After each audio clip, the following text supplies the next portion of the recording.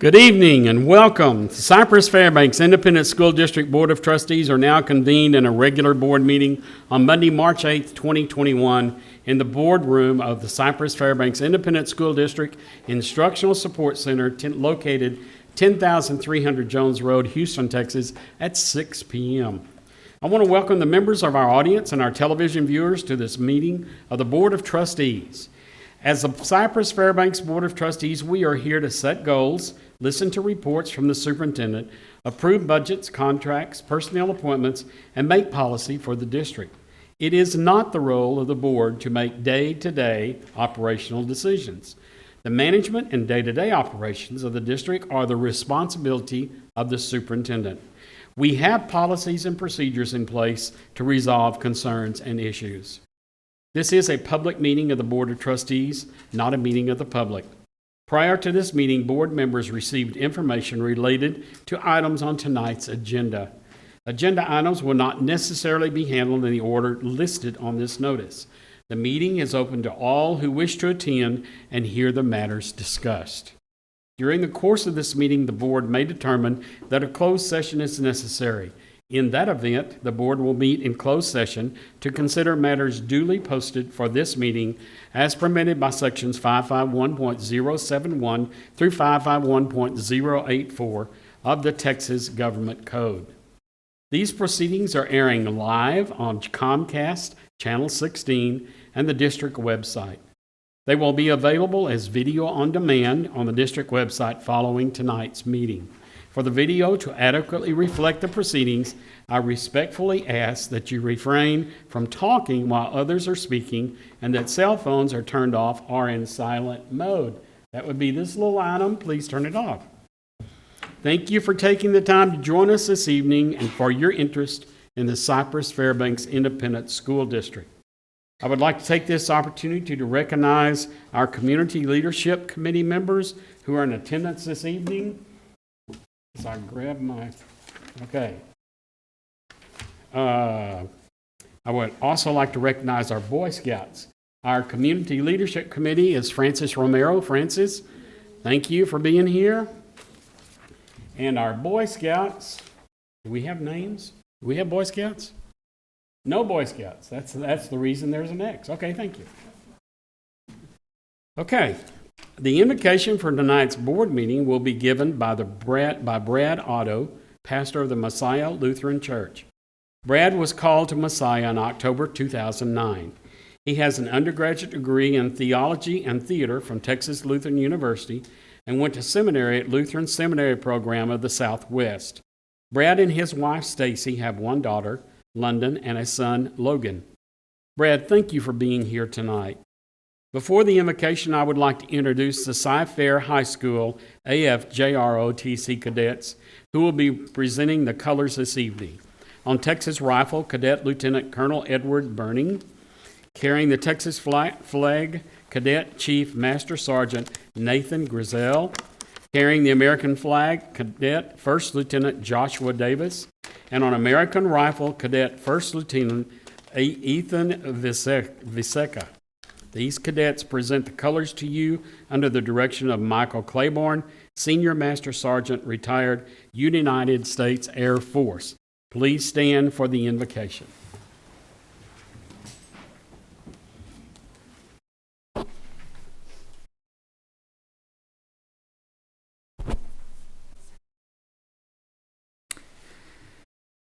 Gracious God, we come to you today asking for your guidance, wisdom, and support as this meeting begins.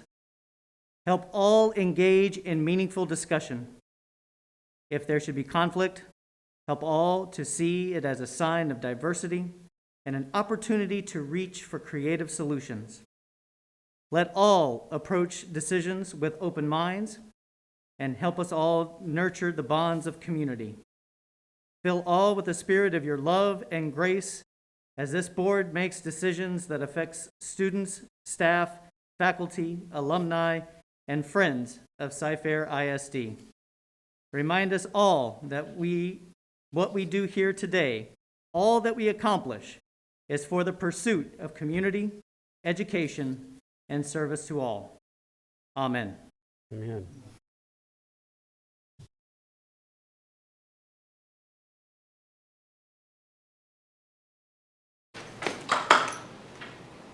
O R R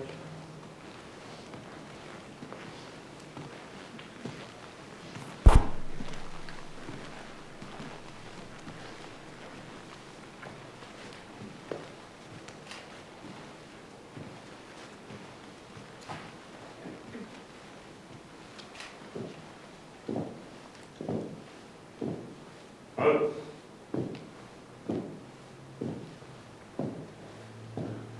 O R O Reese and arms. I pledge allegiance to the flag of the United States of America and to the republic for which it stands, one nation, under God, indivisible, with liberty and justice for all. Or arms. Art I art. Oath. O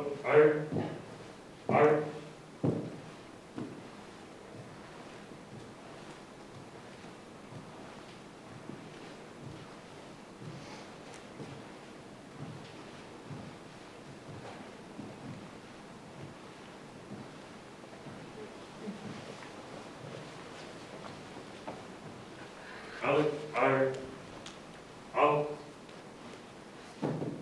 R O or others. You may be seated.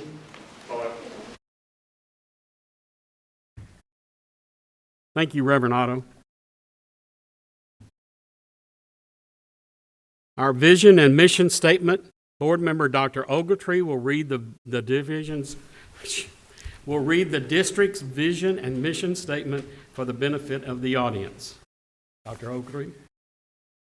Our vision at Cypher ISD is formed from the acronym LEAD, to learn, empower, achieve, dream. LEAD. Our mission is to maximize every student's potential through rigorous and relevant learning experiences, preparing students to be 21st century global leaders. Thank you, Dr. Ogletree. We'll now proceed with the recognitions portion of the agenda. The superintendent will make remarks and announcements, including the honors and achievements earned by staff and students in recent weeks. Dr. Henry?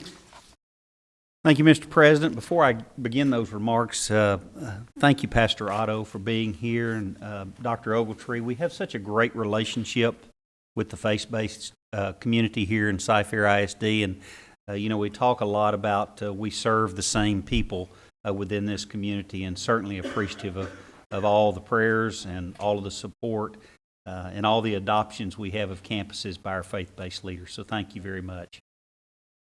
The 27th Annual CFISD Livestock Show Association Show and Sale saw an incredible amount of generosity from the CFISD community through the live auction, freezer sale, and first ever online sale, despite the COVID-19 pandemic. The live auction premium sale raised $282,000, which is $23,000 more than last year. The freezer sale, silent auction, gifts to students, and live auction combined to reach about $570,000.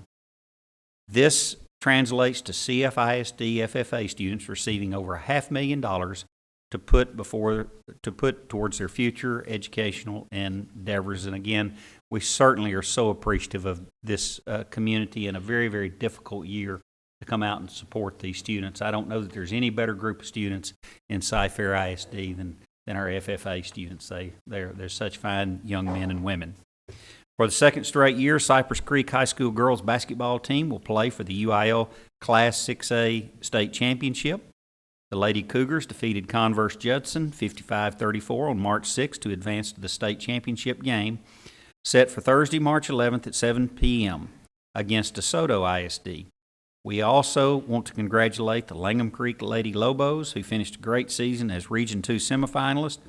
Congratulations also to the Cypress Park and Cypress Woods boys basketball teams, who both completed fantastic seasons as Region 2 semifinalists. I've been here 10 basketball seasons, and I don't know that we've ever had a better season than we've had this year. And certainly we're proud of our Cypress Creek Lady Cougars for making it back to the state championship game. 6 CFISD swimmers earned gold, silver, or bronze medals, and 11 others placed in the top 15 at the UIL Swimming and Diving Class 6A state meet held February 26th and March 1st in San Antonio.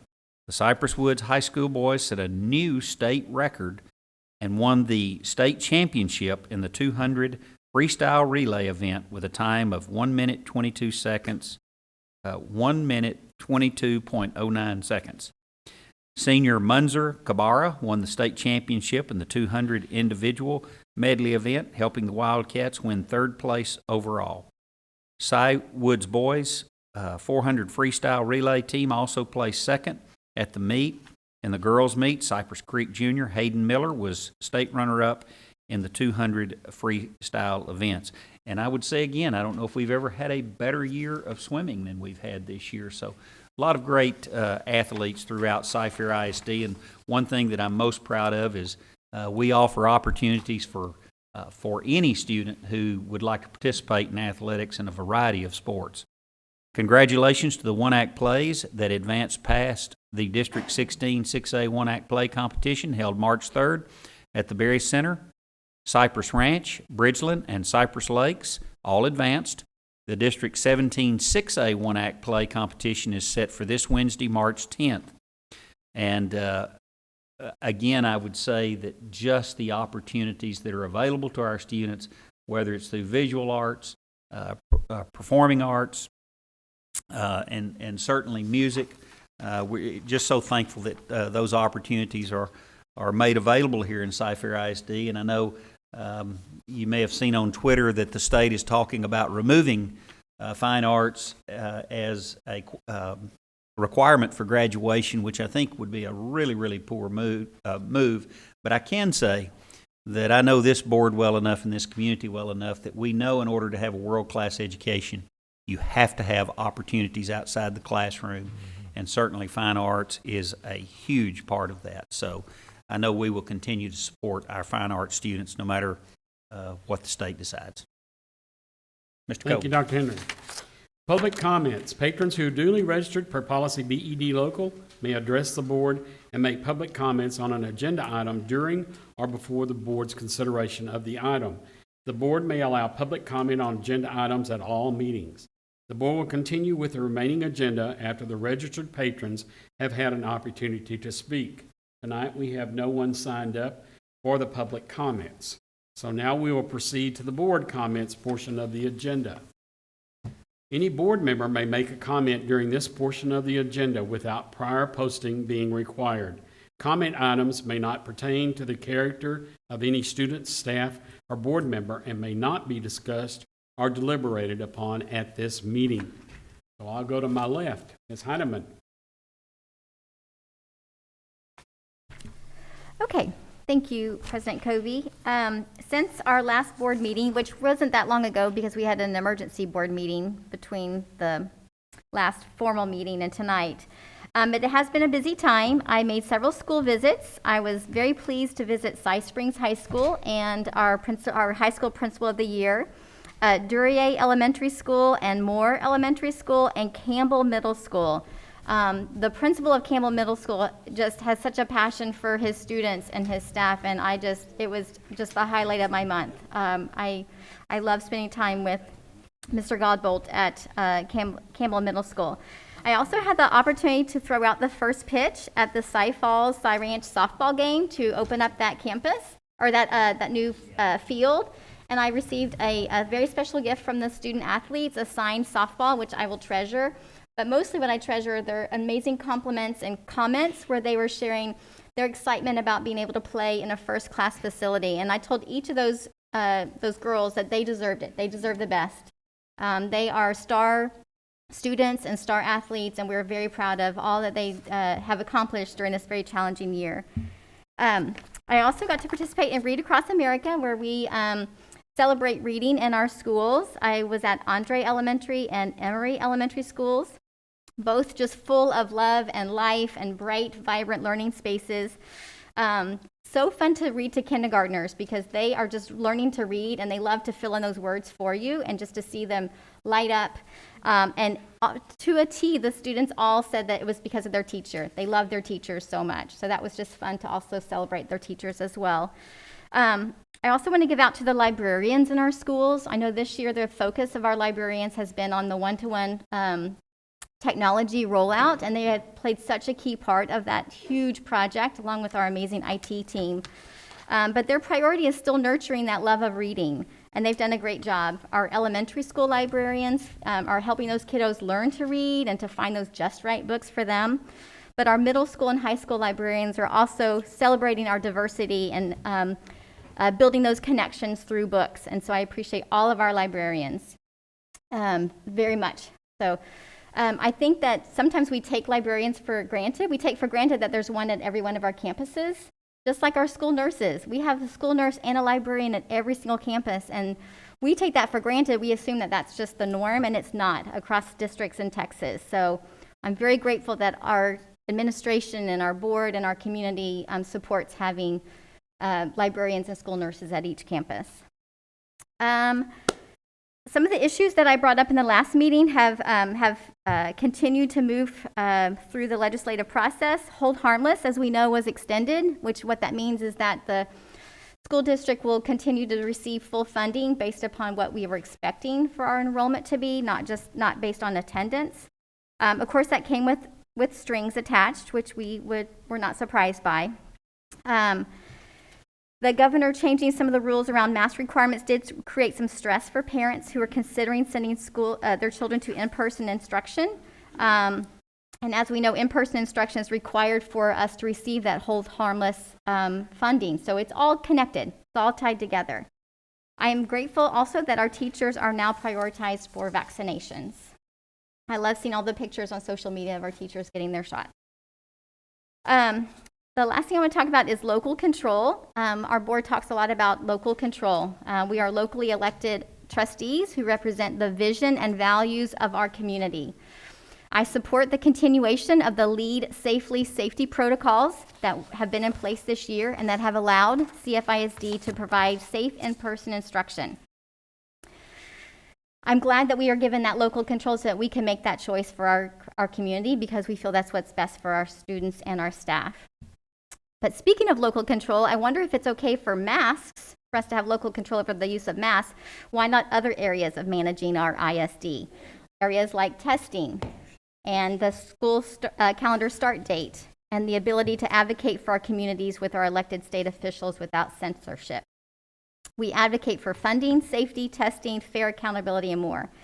And as Dr. Henry said, we will also add to that list advocating for fine arts education for our students. Thank you. Thank you, Ms. Heineman. Dr. Ogletree? Yes, thank you. I am a part of Texas for Pastors for Texas Children, and I really just want to give them a shout out tonight for the work that they do in advocacy for our public schools, fighting against the advancement of charters, as well as unbelievably the issue of vouchers has come up again, and that's just unbelievable. But across the state, we have over 1,000 pastors who fight diligently to advocate for the students in our public schools. And I just wanted to really make sure that they are given some pats on the back for the things that they do, and we'll continue to work hard during this legislative session. I read at Woodard Elementary, and it was really a pleasure there to be at Woodard. They have a fine staff there and leadership at the school. Had the privilege of reading a book this year from an author that I know, The book is Grandmama Sings, written by Marguerite King Mitchell. Last year I read her other book, award-winning Uncle Jed's Barbershop. And the kids were very attentive and receptive and were very participatory in asking questions. And I did my best to answer them. I want to also thank Commissioner Cagle's office and for helping our church, and along also Representative Rosenthal and Congresswoman Fletcher for helping our church to supply water and emergency disaster relief foods for the citizens in this area. And we still have to keep praying for many because they are still waiting, many, to get their houses in order. So that's what I wanted to share tonight. Thanks, Dr. O. Alphabetarian Don Ryan. Here. I think it's awesome that we have a board that every year we have, unless somebody's sick or something, we have 100% participation in Read Across America. And I also want to point out that all of, if not, I think all of our administrators pretty much, they also go to the schools on that day and read to the kids and celebrate. And I'm as shocked as everybody that Reed Elementary lets me come back every year. I think it's because they keep getting new principals, and so they don't really know me. And they're like, yeah, come in, man. Yeah, I'm glad you're here. But I want to thank Miss Richardson and all the staff at Reed. I love going there every year. I love reading to the kids. I can't, John, your book was probably at a higher level than mine. Mine was Cat in the Hat. But it's always fun, and I enjoy it. And Holly, thank you so much for setting it up, because I know we all got hectic schedules with real jobs and stuff, and you're always amazing to take the time to take care of us. So thank you. Thank you, Mr. Ryan. Ms. Blacksher. First of all, I wanted to say congratulations to Dr. Henry and his team and the students, some of the students of Dr. Henry's Student Leadership Committee. This past Thursday, Friday, and Saturday was the TASB Governance Camp, and they presented a session on student leadership, the Cypher way, and it was just an amazing and awesome presentation. And really, I was already proud of our school district, but even more so as other educators and school boards across the state of Texas saw the amazing things that we are doing in Cypher. I loved participating in the Read Across America last week. I read to classes at Alt, Swinky, Keith, and Danish. And up until this year, I've been a weekly reader at Danish. And I've missed that so much. So it's nice to be back home at Danish and to be able to read to Miss Hutto's class again. And it's always so much fun to share Dr. Seuss with the kids. They get so excited. Since our last meeting, I visited Emmett, Cook Middle School, Hamilton Middle School, and I visited Swinky while they were located at the Berry Center. And I just cannot begin to describe how awesome that was to see them on the concourse level all around the circle with their workstations set up, and they still had some things on the wall so that their students could see over the Zoom. And it was just amazing. I have so many words to describe our teachers, our nurses, and our school staff this year. Resilience, strength, and grace are just a few, but the Herculean effort I see put forth by our school staffs as I visit just is beyond words. And the smiles that I see, I mean, from where we started at the beginning of the school year, you know, our people are great. And I mean, I think my new word for 2021 is resilient, because we have so many resilient educators and nurses in our district, and you know, they have my heart. I have the deepest respect and admiration for all of them. And then I want to say a heartfelt thank you to all our school personnel who worked so hard through the recent, I call it Snowmageddon, to get our schools back up and running. Just when we thought we were kind of cresting the hill from the pandemic, we get a major weather event. And that goes back to my word resilient. How resilient our people were out taking care of our schools when they had, a lot of them had their own issues at home. So I think Cy-Fair ISD is the most resilient school district in the state. Thank you, Ms. Blackshear. And of course, you're extremely not moved at all, I can tell. But no, thank you. Mr. Jackson. 22 days without running water enhanced my appreciation for the kindness of others who brought me water on the second day of the freeze, brought me food, washed my clothes, and invited me to watch a high school baseball game. It reminded me of the tremendous community support that is given to our schools and our schools that are adopted by churches and other businesses and organizations. 22 days without running water reminded me that the pursuit of education goes on despite hardships.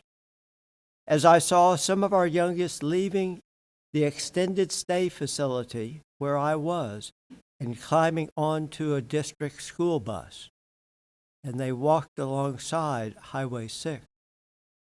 I understand that at least one of our teachers was at that same very extended stay facility as well. 22 days without running water in the midst of TELPAS testing reminds me that this is not the time for STAR testing, Mr. Commissioner. Your hands may be tied, but you have flexibility that you can offer.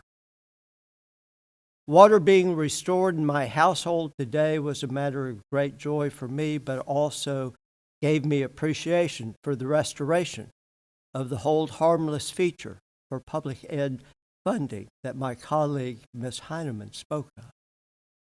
Campus visits at Lowry, Horn, and Kirk during these 22 days, I saw campus leadership working around construction, students following safety protocols, and 70% on-campus attendance by students who were clearly happy and overjoyed to be at school. The first pitch at Cy Falls baseball field was a treasured event and a mental health stop for me personally, but more importantly, I saw that this was a good decision by the voters of our district and a good investment in our students. The smiles on the faces of our athletes told half the story, but the awe on the faces of the opposing school and the parents of those students gave the other half of the story, and once again reminded me of the remarkable community support that we enjoy in our district, which has been created because of decades of trust built by members of this board and this administration and those who preceded you. My participation in Read Across America was the Copperfield Circuit, as I gave my dramatic interpretation of Cat in the Hat at Feast, Lowry, and Copeland. And in my case, Don, I keep being invited back because Holly sets it up, but I notice they give me new teachers to go into their classrooms every year. I think there may be a message in there. I tip my hat today those teachers who treasure reading by teaching to our students, parents who support it, as well as our students who participate. Mask and safety protocols. Let it be known that I, like I'm sure the entire board, strongly support the continuation of safety measures for our teachers and students, and appreciate the advice of physicians and major Texas health organizations that is given to our senior leadership and also to this board. I also appreciate, Mr. President, the spearheading of this board being a leader across the state of requesting that teachers move up, and of course they have been moved up into Category 1B for the vaccination. Thank you, sir. Thank you, Mr. Jackson. Mr. Sarabia. Like usually when someone goes last on our board, everything has been spoken of. I think Donna said that many times before, and I certainly echo all sentiments of our board members. It is so enlightening being here with such good people. Good people. Anyways, I was very happy to see the numbers come down in our Harris County and throughout the state of the COVID numbers there. Also, when Julie started, the first one of the educators getting their vaccines, because I have one in my own household, so that was very revealing. We got one more to go, and we have and we still say our prayers to everybody else and stuff. So that was very, very good. I also got to visit Yeager and Holbrook during my reading, and Yeager going through reconstruction. As Tom had said earlier, they work around the reconstruction. The passion of all our educators are resilient. They're going through things all the time. Right there when I walk in, they're working, they're shuffling. Oh, we know we may have to shift you here. They're going. They're resilient, just like you said. Perfect word, though, and I'm so proud of our educators. The little ones at Yeager and Holbrook, which is already been renovated and looks beautiful. It's just I had been by there in a couple of years, though. I was like, where is this? Behind the movie theater over there off of 290. And sure enough, it was there and stuff. And it's a beautiful campus now. Beautiful campus. We have great educators there. I talked to both nurses at both Yeager and Holbrook, and I make sure that I visit with them. Even one of them had gone through her tribulations of the COVID also, but they have paras helping them. They have assistants there, and they're going through the numbers. They're going through the protocols. They have adjusted the way they see the students, and they have like a well center, I believe. When you walk in, they keep the children separated from the other children. It's really nice. Some of them have clear curtains now, compared to the ones where you couldn't see through, so they can see through and not be exposed as much. They have picked up so much stuff going on through the pandemic and stuff, and have made adjustments left and right. I'm so proud of them. The principals showed me both around there. They're very proud of their campuses, and I as well. The little ones sat through there with their mask on. Not a one was half masked. Not a one was fidgeting or nothing. They were so good. I was so proud to be able to witness that. And again, that's through all campuses. I got to see Labai. We saw Principal Contreras there, who had left Side Creek there after a few years, and he's doing an outstanding job. That was recently remodeled also, and it looked fabulous. They went out to their very back where they fixed up their outside athletic facilities and their indoor facilities. They were having girls basketball practice when I was there, and they were finishing up their girls season in the spring, which is usually in the fall, but they were getting it done. It was so nice, and they were working out the A team, the B team, the C team, and the coaches were there, and it was really, really well. And they were practicing band. It's fabulous. I'm so proud to be at this district. You're moving along, and we're not staggering towards the finish line. We're moving and we're jumping and we're going fast, and that's really in a safe manner, but that's really great. I also want to make sure to let everybody know that we're not finished with what's going on. We're still striving to get to the finish line, and I'm very proud to be a board member on this district here. Keep wearing your mask and keep praying for everybody else. And go Side Creek Cougars girls. I've seen many teams over my 25, 30 years here in sports, and I've seen a lot of games in different sports. And besides the Boomacay girls over there, I seen them when they came over and just trashed Side Creek. They're so good, and trashed every other team they played for. This is a fabulous team. This is one of the special teams, and hopefully they can fulfill their dreams come Thursday and stuff, though. So, but again, very proud to serve on the board with everybody here. Great people. Thank you. Thanks, Mr. Sarabia. So, along with everybody else on this board, I'm extremely proud of this board and the administrative team for getting out there and reading to these kids. I had the opportunity to read to Lampkin and Keith. I usually read to Sheridan, but they had asked me not to come this time, so we sent them a video. And I think, they knew I was running around with Don Ryan, and so they took a vote. Anyway, I hadn't even thought about why. But anyway, it's just, it's so much fun to read to these kids. And even though they're wearing masks, you can tell they're smiling. Their eyes are smiling.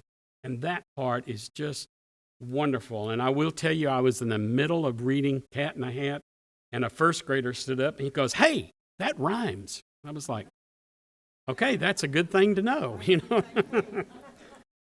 Anyway, he was listening.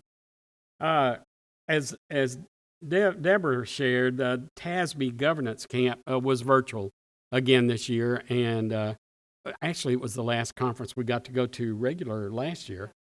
So this was a virtual, and it really it's well done. Sometimes the sessions are maybe not up to par with some sessions, but I felt like in what I was able to see, I was real pleased with it.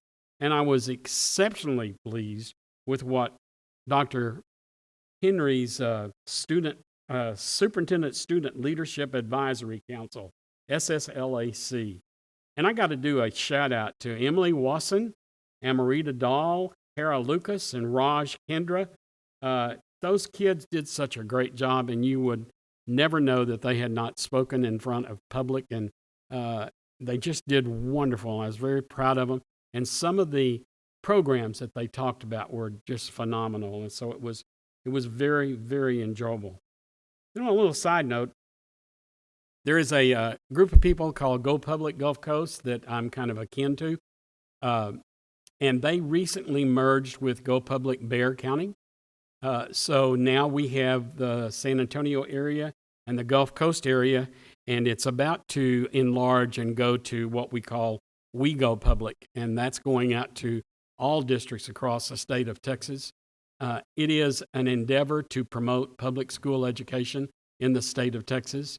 It is not something that addresses legislative endeavors, but it's just letting people know the wonderful things that are going on in public school education today, which really helps fight the misinformation that's out there that people do tend to share. I'm very proud of what that group is doing, and tickled to see them making a step forward and doing something different. If you want to go on our website, it's called We Go Public, and you can see kind of where they're going and what they're doing. It's not totally ready yet. It's semi-ready, but they're adding, as I was told, they were converting 5,000 pages into a new website, and I'm sure that takes a little time.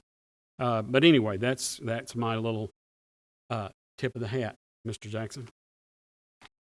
We'll now proceed to the reports portion of the agenda. 7A. I'm sorry.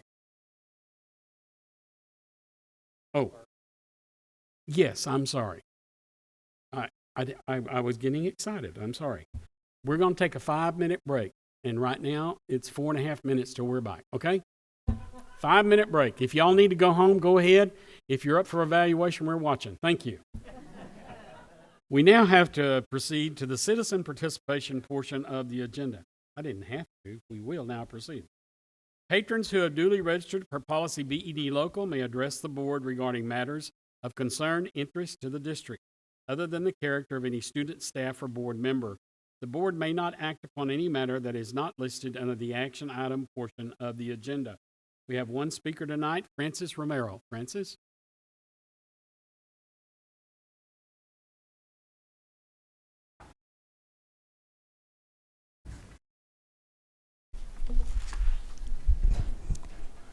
Good evening, Dr. Henry, President Covey, members of the board and administration. I'm Frances Romero with the Community Leadership Committee. Back in November, I presented to you the CLC's legislative priorities for the 87th Texas legislative session. The session kicked off on January 12th, and soon after, we began planning and executing our virtual advocacy visits with legislators and staff who represent Cypher ISD. Through the amazing technology of Zoom, small groups of the CLC have had the opportunity to so far meet with Representative John Rosenthal, Representative Lacey Hull, and the Chief of Staff for Senator Paul Betancourt. We will continue virtual advocacy visits with other legislators in our area. We have only just begun. We have advocated on 4 key priorities from our list, beginning with hold harmless funding, alerting our legislators to ensure that the new methodology will provide adequate funding to cover the costs implemented under House Bill 3 of the 86th regular session. We've also emphasized the importance of the release of CARES Act funding to reimburse school districts for COVID-19 related expenses for the safe reopening of our schools. In addition, we've expressed the need to sustain full funding for House Bill 3 of 2019, that of which we have received positive feedback by legislators who have expressed that full funding of HB 3 will happen. And finally, vouchers. Although we anticipated straightforward legislation on vouchers, a little voucher Easter egg was recently discovered buried in the state's pandemic response bill, coincidentally known this session as House Bill 3. We have emphatically communicated our concerns and opposition to Section 418A.157 of this bill. As I stated earlier, this is just the beginning, and we look forward to continuing advocating for CFISD. Thank you. Thank you, Ms. Romero, and thank you very much for what you and the CLC do. We will now proceed with the reports portion of the agenda. 7A, the administration will provide a design development update report on the progress of the design of the Exhibit Center addition and renovation located at Telge Road. Mary Morgan and Dan Gross will be presenting. I'm sorry, Matt.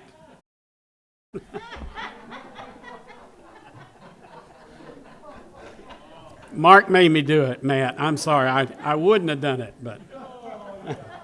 Wow, payback. Go ahead, Dan. Good evening, everybody. It is my pleasure to join you, President Covey, trustees, Dr. Henry, to provide a design development update for the Exhibit Center additions and renovations. Super excited about what we're going to show you tonight. VLK Architects has helped us in this effort for a number of months, but they did a very good job of vetting and providing options to where we believe that we have maximized the facility for now and in the future. So with that, to lead us into the presentation, we have VLK Architects, Todd Lean and Rudy Starks.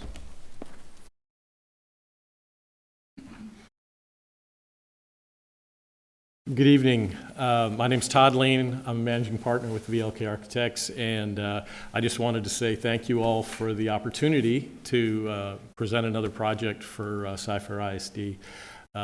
We did this facility a few years ago, and now we're expanding it, and I always enjoy going back to those facilities. So working closely with Dan, administrators, and the end users, I think we came up with a pretty good solution, and it'll provide a lot more space for the auction for those projects that Dr. Henry talked about at the beginning. With that, I'd like to introduce Rudy Starks. He's a project director for VLK, and Rudy's in charge of all the Cypher projects, but particularly this one, and he'll give you some details and some great images, I think. Thank you, Todd. We'd like to present the Exhibit Center expansion to you this evening. Would you like me to run the slides, or? So this project is, we'd like to first thank the board members, the staff, the faculty, and all who were involved in this project. This is our acknowledgements page. Next slide, please. What we're going to be showing you tonight is the existing site conditions, the proposed site plan, existing floor plan, the proposed floor plan, and some 3D views and renderings and an animation. So this first slide is just kind of an aerial view. You'll see the exhibit center and the science resource center on the top portion of the page, and then you see the ag barn, the police station on the bottom portion of the page, and then it's directly across the street, across Telge Road, is the high school, Arnold Middle School, and the elementary school. So the overall site plan, the part that's highlighted in the darker gray on the building is the part that we're adding. It represents about almost 9,000 square feet, but you'll see we did a lot with that addition. The overall building is about 64,000 feet of the exhibit center. And then there's a lot of cleanup that we've done on the site with the site utilities. This slide represents the existing conditions. The yellow floor area is the existing arena, and then the large gray portion of the building is existing. The large gray portion is just going to receive sprinkler system updates to bring it into current compliance. And then the bleachers that you see on this slide, we're actually going to relocate those. We'll show you on the subsequent slide. And then the yellow area that represents the exhibit floor, the arena floor, that's going to pretty much be picked up and relocated along with the podium display area, because there's a relationship between the animals, the seating, and that display area. So we've changed that portion of it very little. We've just expanded it, which you'll see on the next slide. So the previous slide represented approximately 600 total seating capacity with bleachers and floor seating. This slide represents approximately 1,593. So we're expanding it quite a bit. We're doing stadium-style seating where your distance to the podium is approximately what it was on the previous design. So we didn't diminish any of the views from anywhere in the seating, and we were able to do that by relocating the podium and the floor further south. The yellow area represents the arena floor, and that only expanded by about 400 feet. So it's real similar to what was there previously. And then on the bottom of that page, we're also adding classroom, expanded toilet area because of the seating capacity increased, and then some support and mechanical space. The blue area on there is a meeting room that'll accommodate approximately 50 persons. Next slide, please. This is a view representing the existing entrance, and then if you continue out, this faces Telge, where all of that parking is located when they have an event. So in the design, we've kind of mimicked that entrance that you'll see in the next slide. We've kind of mimicked that same entrance on the south end, but it's still facing Telge. So where the large number of cars are parking in that grass area, they're welcomed by this entrance and then what you'll see in the next slide. So this is the entrance that we're adding, and it's going to look the same as the entrance that was there existing. And then if you remember from the floor plan, as soon as you go in either one of these doors, you'll go up a tunnel between the bleachers, and then you'll be able to disperse to the bleacher areas where you'll be able to view the podium and the display areas. So this is a view inside. If you came in the existing entrance and then walked up that tunnel area and then looked south, this is that yellow wall, that greenish colored wall in the back, depending on how your slide looks. That's the addition that expanded out approximately 40 feet to get us that 9,000 additional feet for the building. Next slide, please. And then this is a view looking north where that small set of bleachers were previously located. So now it's fixed stadium seating that will help us expand the seating in the area. This is an animation. You might have to click this one twice, I think. But this is an animation that shows aerial view and kind of a walkthrough.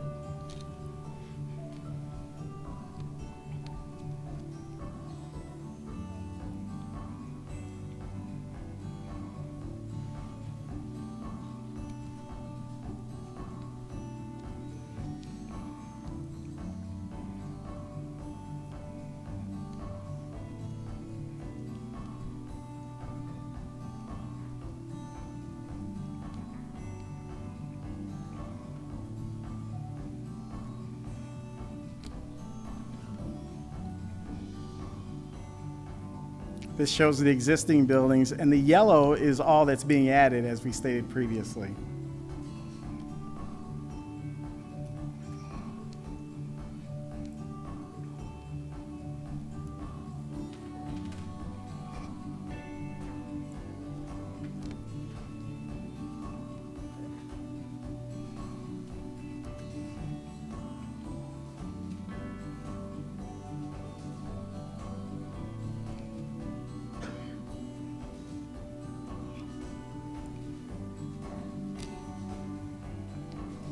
So this view, you're coming in our new entrance and then walking up the tunnel to the bleacher area.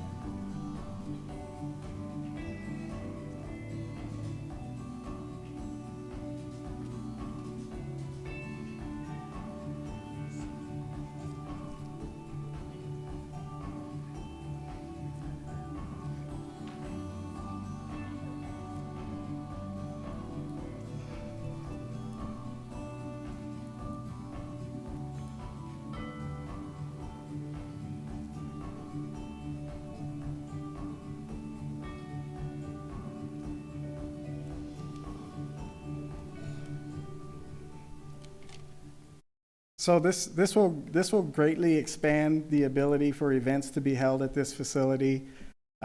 We've addressed some of the COVID issues. We're placing numbers on the seats so that as you sell tickets, we can socially distance people. There's no numbered seating there now. And then the arena floor seating is flexible where you can space chairs out there. And then addressing the indoor air quality, we're putting new mechanical units, or new chiller units in that'll help filtrate the air and improve the indoor air quality. And with that, we're happy to answer any questions you may have. Okay, board, does anyone, yeah, Mr. Sarabia. Yes, looks great there. What was the capacity in the bleachers and what is it now? It was about 398 in the bleachers and about 200 on the floor. And then we're at 1,593 total now, including flooring and the bleachers. Oh, the bleachers themselves are 1,196. Outstanding. And I can probably give this to Debbie. So you've been around this type of events and stuff statewide and local. Does this compare favorably with what, I mean, is it like the other districts have it, or are we kind of like leading that charge? Gilbert, no other districts have the facilities that we have at our exhibit center. I mean, you don't even go to State Fair that has the type of facility that we have. But yeah, we're state of the art without a doubt. Great. And another question, I guess. So the events that maybe we can hold besides our own showing that we had last month, are there other events where we can do statewide competition in there or something like that? Dr. is the one to answer that question.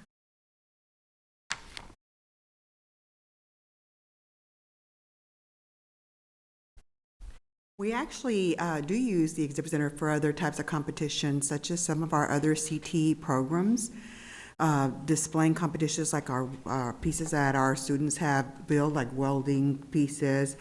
There's all these different state competitions for that, and we've hosted it, so it's going to be a great opportunity to do even more of that. Okay, thank you very much. Sorry, I didn't know that we were gonna, yeah. I was just trying to enlighten myself and maybe the audience too. Such a great job, though. It looks really fantastic. Thank you. Ms. Blackshear. Okay. Boy, this is exciting because I've been involved for about 30 years at least now.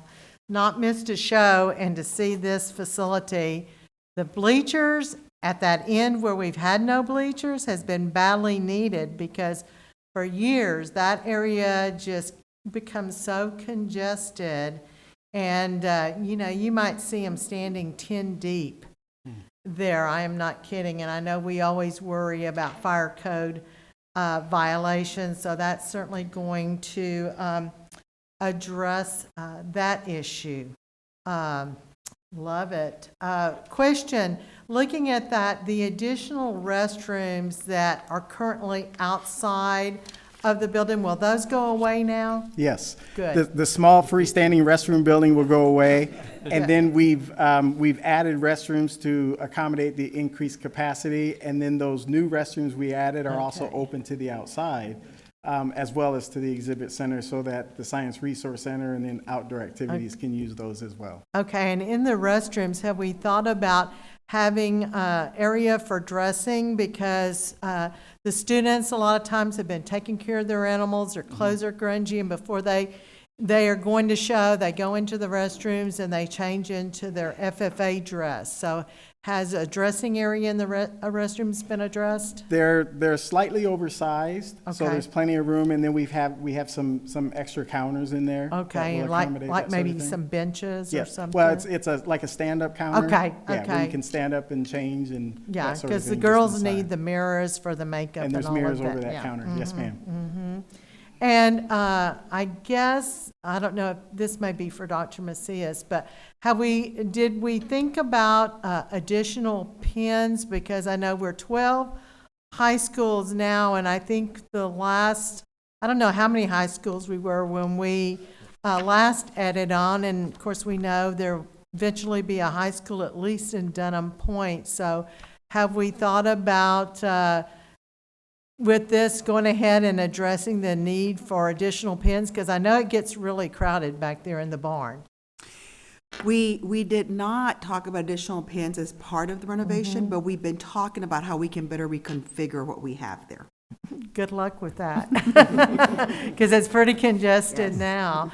Also, Ms. Blackshear, we have included in the 2019 bond program an expansion at the West Green facility to increase, adding another facility to that existing campus there to provide additional pen space. But I'm more worried about during the livestock show, Mr. Sprague, that it gets pretty congested back there, especially because one of the things I heard this year, of course, we did things a lot different during the pandemic, and I really support what Dr. Macias and Denise Quebeca did. We had an outstanding show in the worst of times, but some of the buyers commented to me that what they missed most was being able to walk back to the pens, because some of them like to meet their goat or the hog that they're going to be purchasing, as they said to me. And so it can really become congested with students back there with their projects, and then buyers going back there and wanting to visit, because a lot of them like to talk to the students and ask the name of their project and what all they've done, and they just like to get to know the students. So just some food for thought on additional pins, but I love it. It looks great, and I love the way the bleachers are done, and I think it's going to just add so much more to our show. Thank you. Ms. Jackson?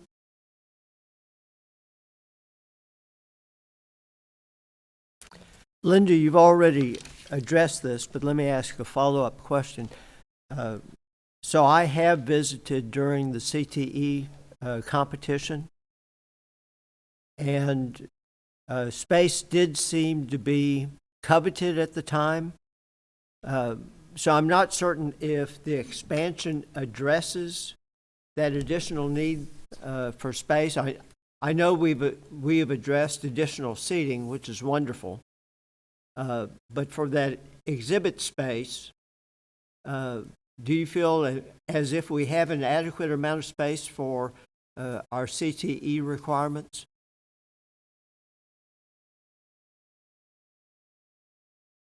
As I said, I don't remember that as we talked about the expansion, that we talked about that back area where the animals are. I mean, Ms. Blackshear is correct. It does get crowded back there.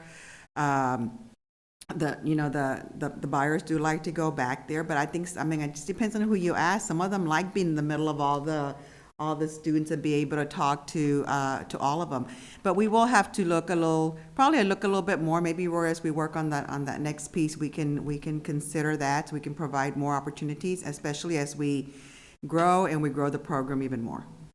Well, and of course, my question, I think Ms. Blackshear adequately addressed that from a livestock show, but we also have other CTE, and I have been there during that competition, and even for that competition, space appeared to be at a premium. I think for the other competitions, the addition that we're doing is going, because there is some space in the arena area that we're going to have a little bit more in there. So I think that's going to give us plenty of room right now for the other competitions. In addition to, he spoke about the classroom space. That was certainly needed, and that's going to help us with the competitions that you're talking about. Very good, thank you. Mr. Ryan, do you have anything? No? Ms. Heineman? Nope. Just Todd and Rudy, we have so much respect for you and your company, and it's always wonderful to see the designs you come up with. We appreciate what you do and how you support Cy-Fair. Thank you both. All right, thank you very much. Thank you. The administration will provide a design development update report on the progress of design of the new middle school number 20 within the Bridgeland Master Plan community. Mr. Matt Morgan and Dan Gross.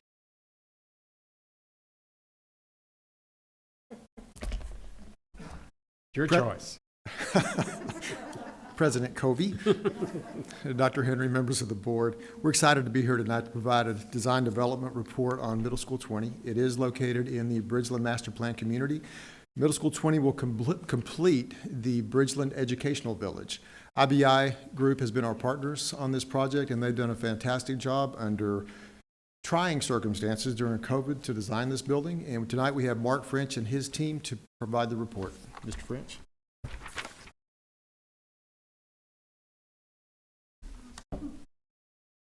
Thank you, Matt. President Covey and members of the board, Dr. Henry. We're excited to be able to present Middle School 20 to you tonight. I have with me Andy Simpson, principal with the firm in the audience, and Laura Carroll as an associate principal.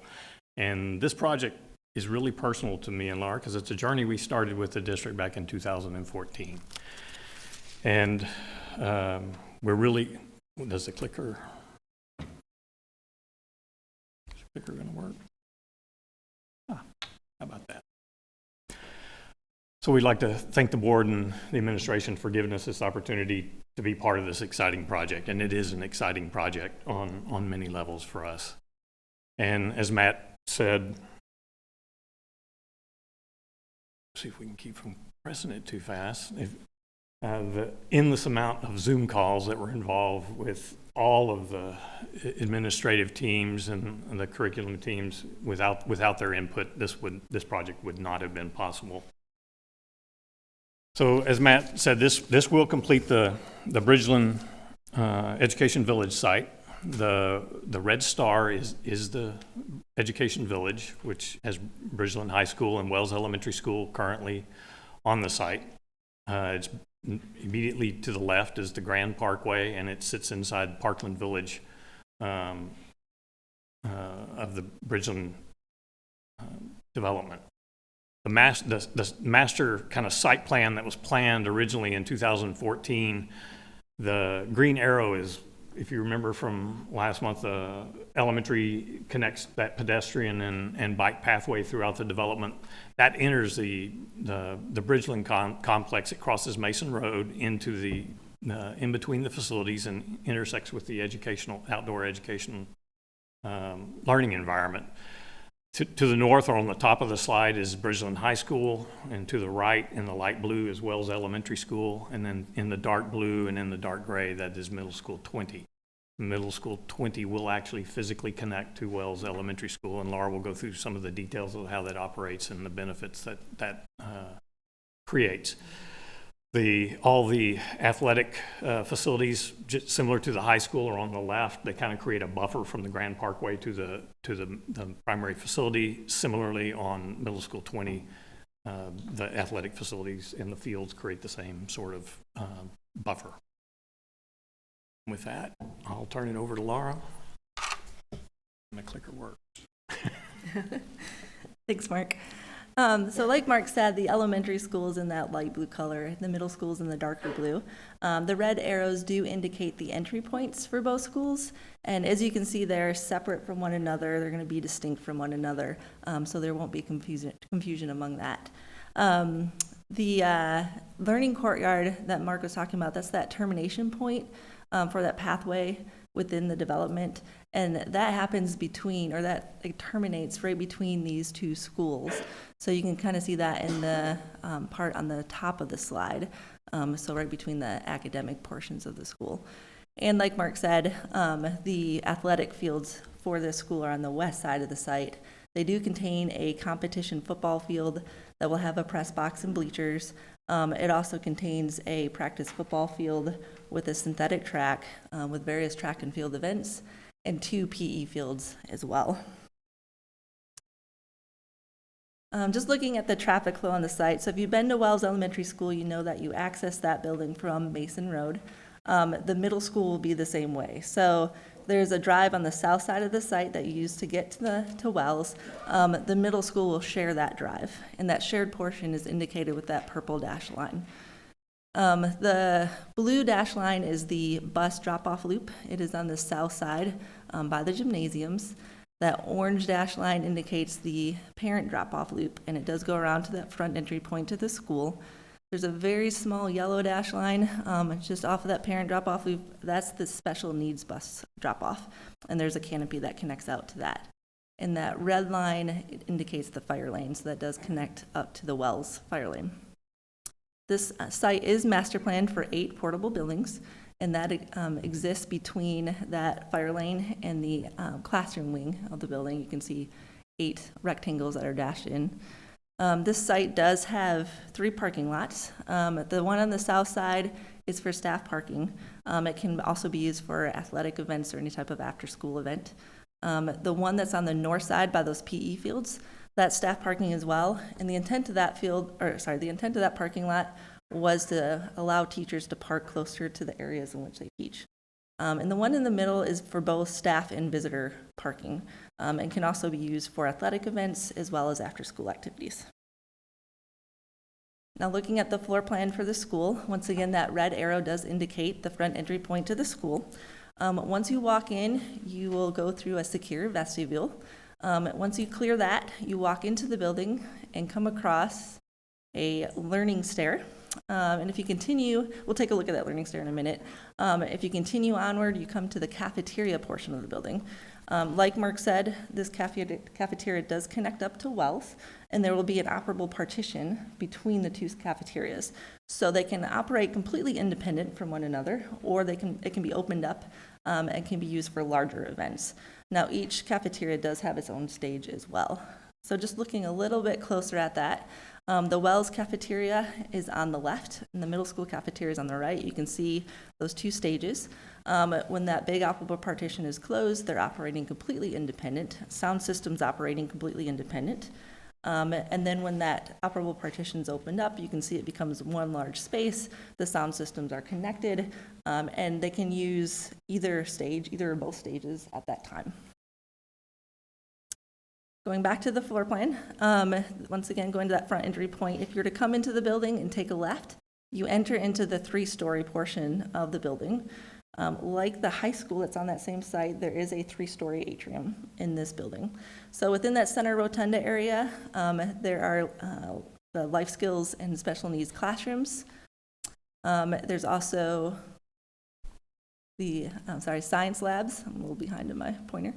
And then 2 large group instruction rooms. So we put these directly adjacent to one another to allow some flexibility in how they're used, so they can be used independent of one another, or they can be opened up into a sort of a super LGI. And looking at that just a little bit closer, so those LGIs are within that red dashed line. In this diagram, all the partitions are closed, so they're operating independent. The partition between the 2 LGIs can then open up and become one large space. And then, if there's a really large event, there's a glass operable partition into that center rotunda area that can be opened as well. So a lot of flexibility within this space. So the 2 kind of wings that go out to the north and to the west, those are the academic wing. They contain all the classrooms. In this building, we do have a mix of a traditional rectangular shaped classroom as well as a fat L-shaped classroom. And the wings also contain the AP counselor suites as well as art rooms on the first floor. Going back to that entry point again with that red arrow, if you come in and take a right, you'll come to the main administration area there in pink. It's purposely put there to have visual control of the front entry. Next, you'll come to the career tech area in green. This was located off of the service yard for delivery purposes. And then music and fine arts is in purple. And then the athletics is in orange. Now, like Rowe Middle School, the gymnasiums for this school are on the first floor. Going to the second floor plan, it's very similar to what you just saw on the first floor plan. So we do have classrooms, and then as well as science rooms within the rotunda. There's a science large group instruction room and a library. That library is a 2-story volume, and it does overlook the learning courtyard. Like I said, there's classrooms within the wings and also an AP counselor suite on this floor as well. And the third floor is very similar to the first 2 floors. So you have your science classrooms in the rotunda area with classrooms in the wings and that AP counselor suite. Looking at a diagram of how those fat L-shaped classrooms do operate. If you're familiar with the Anthony floor plan, this is very similar layout to that. So they have an operable partition between 2 classrooms. When closed, those classrooms can act completely independent of one another. And when it's opened, they can become one large space for team teaching events. There is a small flex space within within the L-shaped classroom pods. And they have windows into that space for supervision. There's curtains that can be drawn across them for security. Now, when we designed the exterior of the middle school, we really wanted the architectural vocabulary to be between Wells Elementary and the high school. So Wells has a lot of very simple block-like shapes, and the high school has a more sophisticated higher educational feel. We also are keeping the building materials the same as these 2 campuses. So there's 3 different colors of bricks, there's metal panel, and there's a burnished block. We also want to incorporate some of the similar building elements from the high school and the elementary school. Both of these schools have stair towers at the end of their academic wings, and we wanted to incorporate that into the middle school as well. So here's a rendering of the new middle school. On the left side, you can see that stair tower that anchors that 3-story academic wing. In the middle is the front entry to the building, and that has a large entrance canopy. There are angular columns underneath that canopy, and if you remember at the library at the high school, they also have sort of an angular column to it. So we're just reimagining that a little bit for the middle school. And then on the right is the music classrooms. So you can see that we kind of fit within that vocabulary. We're using that mix of the simple punched openings with more of the ribbon windows of the high school, and really making it feel like it's part of this complex. Here's a look at existing pictures of that learning courtyard between the 2 schools. The middle school will add some age-appropriate items for that school. So there will be a cistern, a solar panel array, a sediment trough. There'll be an atom inlay in the concrete, and there's also a raised platform for outdoor performances. And then on the picture on the right, this box there on the far right does indicate where that middle school connects up to the elementary school. And here's a picture of that learning courtyard as if you're standing in the second floor library of the high school. So the elementary school's on the left, the middle school's on the right, and that demarcation point between the two schools is shown with that red line. So the library for the middle school is just off to the right of that, and then that 3-story academic wing. Now, when we're looking at the interior of the building, we also use both Wells and the high school to influence the design. These are both pictures of the high school. This is the picture on the right is of the 4-story atrium. You can see the specialty light fixtures and the ceiling treatment. You can also see the blue and the orange incorporated into that. Bridgeland's colors are blue and orange. The library on the left it has a lot of natural light. It's very flexible. Everything's movable to try to make it as usable as possible for the campus. And then these are pictures of Wells Elementary School. On the left is the library. It has a very similar shape to the middle school library. It does have similar treatments to the floor and the walls. The ceiling, what you'll see in a minute, is just interpreted just a little bit differently at the middle school, but they use very much the same building elements in both schools. And then the picture on the right is of a corridor. You can see a lot of color involved in that, some tone-on-tone colors. And we wanted to bring a lot of color into the middle school as well, but make it more sophisticated for that grade level. And here's a picture of that learning stair. So this is if you're just walking into the front entry of the building, you just cleared that security vestibule. The stair does go up to the second floor. It can be used as a gathering space or an additional teaching area. And in fact, that wall that's on the right there with that black kind of trapezoid shape is either a video wall or a large television for teaching events, and then it's got market board surface around it. And then within the atrium itself, you can see some of those specialty light fixtures again brought in. That's on the top of your screen. We're using a lot of educational graphics within this space. And there's some inlays in the floor as well. There's different angles on the floor similar to our protractor. And then on the on the right side, middle of the screen, is a black square. That's just an informational kiosk that will display all the sustainable features of the school. Here's that library, so you can see it's very similar to that at Wells. Once again, it's very flexible, has lots of natural light. You can see how that ceiling's been reinterpreted. It does have specific areas for reading and teaching within this library as well. Now here's a little animation that will show kind of this whole campus brought together. I know Mark's going to talk through with it while it's playing so you can understand what's going on. Yeah. So this is if you just came across Mason Road, walked into between the complex, the Bridgeland High School is on your left, Wells Elementary School is on your left. On your left, Bridgeland High School is on your right. You can see the middle school off in the distance.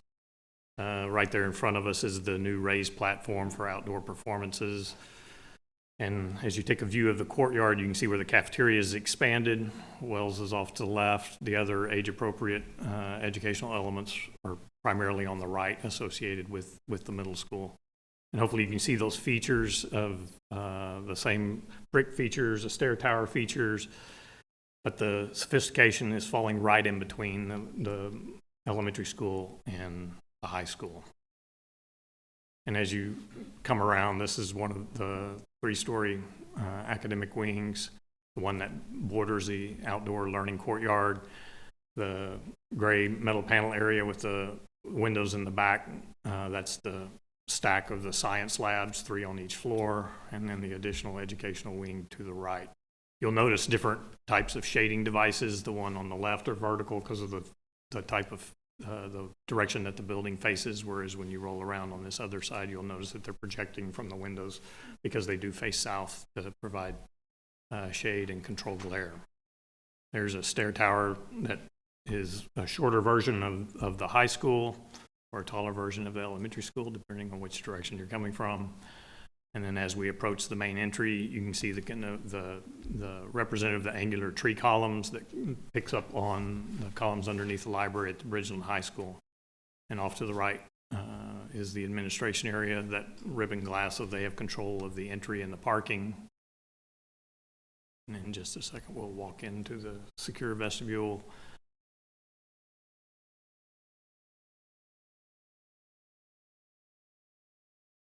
And once you enter into the campus, the learning stair that Laura had shown you, we've just arbitrarily picked the bears because for now it is a placeholder for whatever the mascot is.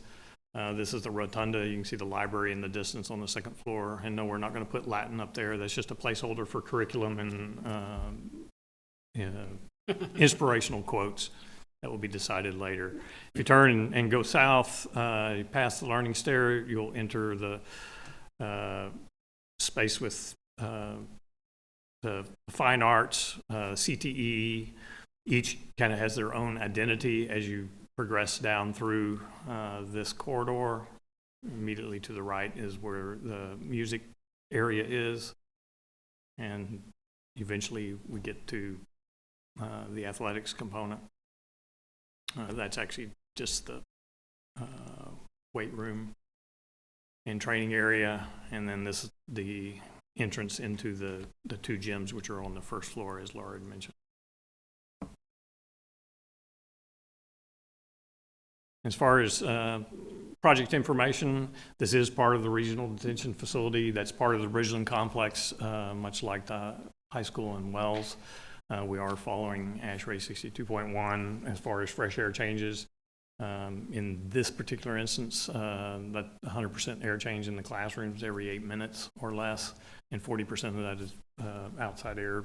And then MERV 13 filters, which are something that's high filtration to particulates in the air, something recommended by CDC. And of course, finished materials are selected for their cleanability and long-term sanitization, and it is what we'll call future ready as far as IT infrastructure. We have fiber backbones to all the closets, and then a copper Cat 6 out, and a very dense access network, access point network. And as far as the schedule, the intent is to come back to the board in May for award for contractor to construct the facility, and it would be complete in June of 2023 and made ready for August of 23 for occupancy. With that, we'd love to answer any questions. I'm looking on this side. Julie, do you have anything? No, thank you so much for the report. I'm super excited to see the educational village completed in Bridgeland. Thank you. Dr. O? Oh, no, it's a very good design and concept, so looking forward to it. Mr. Ryan? You okay? Ms. Blackshear? Mr. Jackson? Mr. Sarabia? All the accolades are, they're just, we're very impressed with it. And Mark and Laura, just, I will tell you that I've had a number of calls from fellow TASB members that have traveled 99, and they see that educational complex, and they're so impressed with what you've got. And I've had a number of them say, what is going to go in next? And I tell them the middle school, they can't wait to see what it's going to look like, because y'all did a phenomenal job in doing all of that. And so thank y'all so much. Appreciate you so much. Thank you very much. Bob, one quick comment. Okay, Mr. Jackson. Oddly enough, I was at an event Saturday night downtown Houston. A couple was seated at my table from San Antonio. They made very positive comments about the educational village being constructed. I really did not get into their background, so I don't know how they knew about Cyfair, knew about y'all, but positive comments were made, and I thought I'd pass those on. But ironically enough, they also made comment about the exhibit center. So this district is known within the state for having very fine facilities at the top of the mark. And I should have passed that on before, Bob. No, So that's thank you. good. Thank you, Tom. 7C, the Human Resources Department will provide an oral report on the 2020-2021 Board Monitoring System Objective Number 3. Presenters are Charita Franklin, Monica Myers, Melanie Dobney. Good evening, Board. Tonight we I are... didn't call your name, Deborah. I know. And I'm sorry, wondering... Deborah Stewart, too. You know what, Sharita, we just thought it was too many people, but Sharita, me, but Sharita is the part of the brainchild behind this presentation today. And so I just wanted to introduce it. Often you guys are asking us, where are we with our substitutes? How are we retaining them? How are we requiring them? How are we keeping them? And so we've been promising you that we're going to bring you a presentation on our retention, hiring, and just everything you always wanted to know about our super subs. And so Onika and Melanie will do the presentation tonight. And Sharita, if you would like to join them, come on. Okay. Onika, thank you. Thank you, Dr. Stewart. Good evening, President Covey, Board of Trustees, Dr. Henry. Thank you for providing us with an opportunity to share with you where we are with regards to the Board Monitoring System Goal 3, Objective 3, in terms of increasing the substitute teacher fill rate. In the fall of 2020, it was evident to us that we had a concern with regards to our substitute fill rate. We had a problem with increased teacher absences and a lower fill rate than the previous year, and we recognized the need to have more substitutes or more active substitutes accepting assignments. So in the fall of 2020, we began looking at our data for fall 2019 and making some comparative noticings. What we will share with you is that when we looked at our substitute fill rate data today, when we looked at the Monday before spring break last year, we had 640 teacher absences and our fill rate was 77%. Sorry, and today we had 592 teacher absences with an 87% teacher fill rate. So we were very pleased to note that today. So in fall of 2020, we conducted a survey between October 12th and October 23rd to capture some information so that we could make informed decisions. At that time, we wanted to identify how many active substitutes were currently accepting assignments, establish the reasons why substitutes were not accepting assignments, and make a determination about possible benefits that would potentially increase the number of assignments substitutes accepted. We sent our survey out at that time to 1,306 subs. 1,994 were teachers and 212 were paras. At the time of this survey, 307 or 37% of the 840 subs who responded had taken more than 5 assignments at that time, and 329 or 39% had not yet taken an assignment. Because of the number of subs who responded to the survey, we felt like we could make informed decisions having the number of them who responded to our inquiry. In truth and in fact, we wanted to identify whether or not the deficiencies at the time were due to COVID-related impacts. And at the time, 314 of the 329 who were not accepting assignments at the time attributed it to COVID-related reasons. More so, 42% of them attributed it to reluctance and fear at that time in fall of 2020. 30% of them indicated that they were not accepting assignments at the time due to an underlying health condition. 28% at the time had a child attending virtual school, and so that made them ineligible to accept assignments. And 24% at that time indicated that they were caring for someone and could not accept an assignment.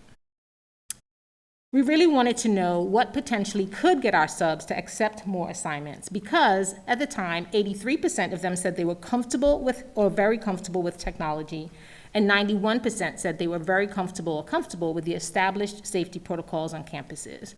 And we really would like to, at this time, give a tremendous shout out to all of our campus administrators and campus staff members who truly are following the established leave safety guidelines and protocols and helping to ensure that our subs feel safe on campuses. They've been doing a tremendous job with that, and we certainly want to thank them for that. While we looked at possibly outsourcing our substitute office and seeing if that would help to increase our fill rate, we also looked at some of the things that those companies do and see what could we do to incorporate that here within our substitute department. And of our 840 respondents, 66%, or 554, said that they would begin to take additional assignments if we had an end-of-semester bonus. 44% said if we had weekly pay versus our current pay structure. 24% wanted a 401k savings plan, and 21% optional medical benefits. When we analyzed the data from our fall 2020 survey, in summary, 61% of the respondents at that time had accepted at least one assignment this year. Fear or reluctance was the major contributing factor as to why substitutes were not currently accepting assignments at that time. Less than 1% indicated that they would not be returning to subbing at all, which was very hopeful for us. 83% of the respondents were comfortable using technology, and again, a nod to our campus staff and our campus principals for working with our substitutes on Schoology and really helping to support them with that effort. 91% of the respondents were very comfortable with the established safety protocols. And most importantly, what we recognized was that increasing the daily rate coupled with end of semester bonuses had the potential to really significantly increase our fill rate. Melanie Dobney is our Assistant Director of the Substitute Office, and she'll share with you what our targeted plan was as a result of this survey. So once we had all the data, of course, we wanted to implement a plan that would move us closer to our goal of a 100% fill rate and address some of the concerns that arose based on the survey. One thing we implemented this year as a result of COVID and knowing that we were going to have teachers out for maybe 10 days, maybe 14 days at a time, were our additional instructional support substitutes. These are substitutes that have committed to staying and working on one specific campus for the entire school year from the time that they are placed there. And as of right now, we have 265 of those substitutes on our campuses, elementary, middle school, and high school. And of those 265, every single one of them have said, I'm working till the end of the school year. In order to continue to support the campuses, as we bring new substitutes on, and we're doing that every single day, we offer them an AIS position that we have available. And so we are assigning new substitutes upon hire to those AIS positions when they are available every day for the rest of the semester. The other thing we implemented as the result of the survey is that end of semester stipend. So our AIS subs that were hired by October 31st were eligible to receive the Lead Safely stipend. And those substitutes, both AIS and other substitutes that did not receive the Lead Safely stipend will be eligible for that longevity stipend at the end of the school year, depending on the number of days they work. So we're very excited about that. Joel Weckerly in the communication department helped us tremendously develop a marketing and branding campaign that Onika will talk about in just a little bit more. And then we also modified our application requirements just about a month ago, and so we'll talk about that a little bit more as well. One of the focuses this year has been our recruitment and retention efforts. We've implemented our Super Subs of the Month. So every month we send a challenge coin provided by Bevan Gordon to substitutes that have been nominated by their campuses with a handwritten note, and they're very excited about that when they receive that. The campus is very excited about that when they receive those. So we're very excited about those substitutes. Our subs that are working, one of our focuses is to retain them and encourage them to continue to work. So we are sending handwritten notes, personal emails out to them on the campuses. And we've received lots of great feedback about that as well. And then those non-working subs, making that personal outreach. We're calling them, we're emailing them. What can we do to encourage you to work? And a lot of it is just explaining what those safety protocols are out there. And then once they do accept a job, we're following up with them personally and saying, how was it? Do you have any questions about what you experienced on campus today? As far as recruitment, we have worked with all our local alternative certification programs. These folks are going to be teachers, and some of them have opportunities during the day to work. And so we've recruited quite a few future teachers into our substitute pool. And we've also worked very closely with the Texas Workforce Commission with virtual job fairs and just postings in the various offices and such that they work with. And then, of course, college and professional job boards, the retired teachers associations. We're trying to work with any organization we can find out there that have folks that potentially are available to us as substitute teachers. And then one of the last things we did was we revised our long-term pay structure. While we can't provide the weekly pay at this point for our substitutes, we can get them their money more quickly. In the past, long-term substitutes have had to wait till the end of the assignment. So it might be 10 days, but it might be the end of the school year, and they started at the beginning. And so we are paying them as they work now, that additional long-term amount that we owe them. Modified application requirements for our substitute teachers. We discovered through a little bit of research that we are one of the few districts that require a bachelor's degree for a substitute teacher. Most districts out there have a non-degreed option for substitute teachers, and so we looked at our requirements and we adjusted those to encourage additional folks to apply to become substitute teachers. So we now require 48 credit hours to become a substitute teacher in Cypher ISD. There is a different pay structure for them. They make $84 per day instead of $92 per day, and they're not eligible for those long-term requirements. We began this on February 5th, and as of last week, about 25% of our applicants have been non-degreed substitute teachers.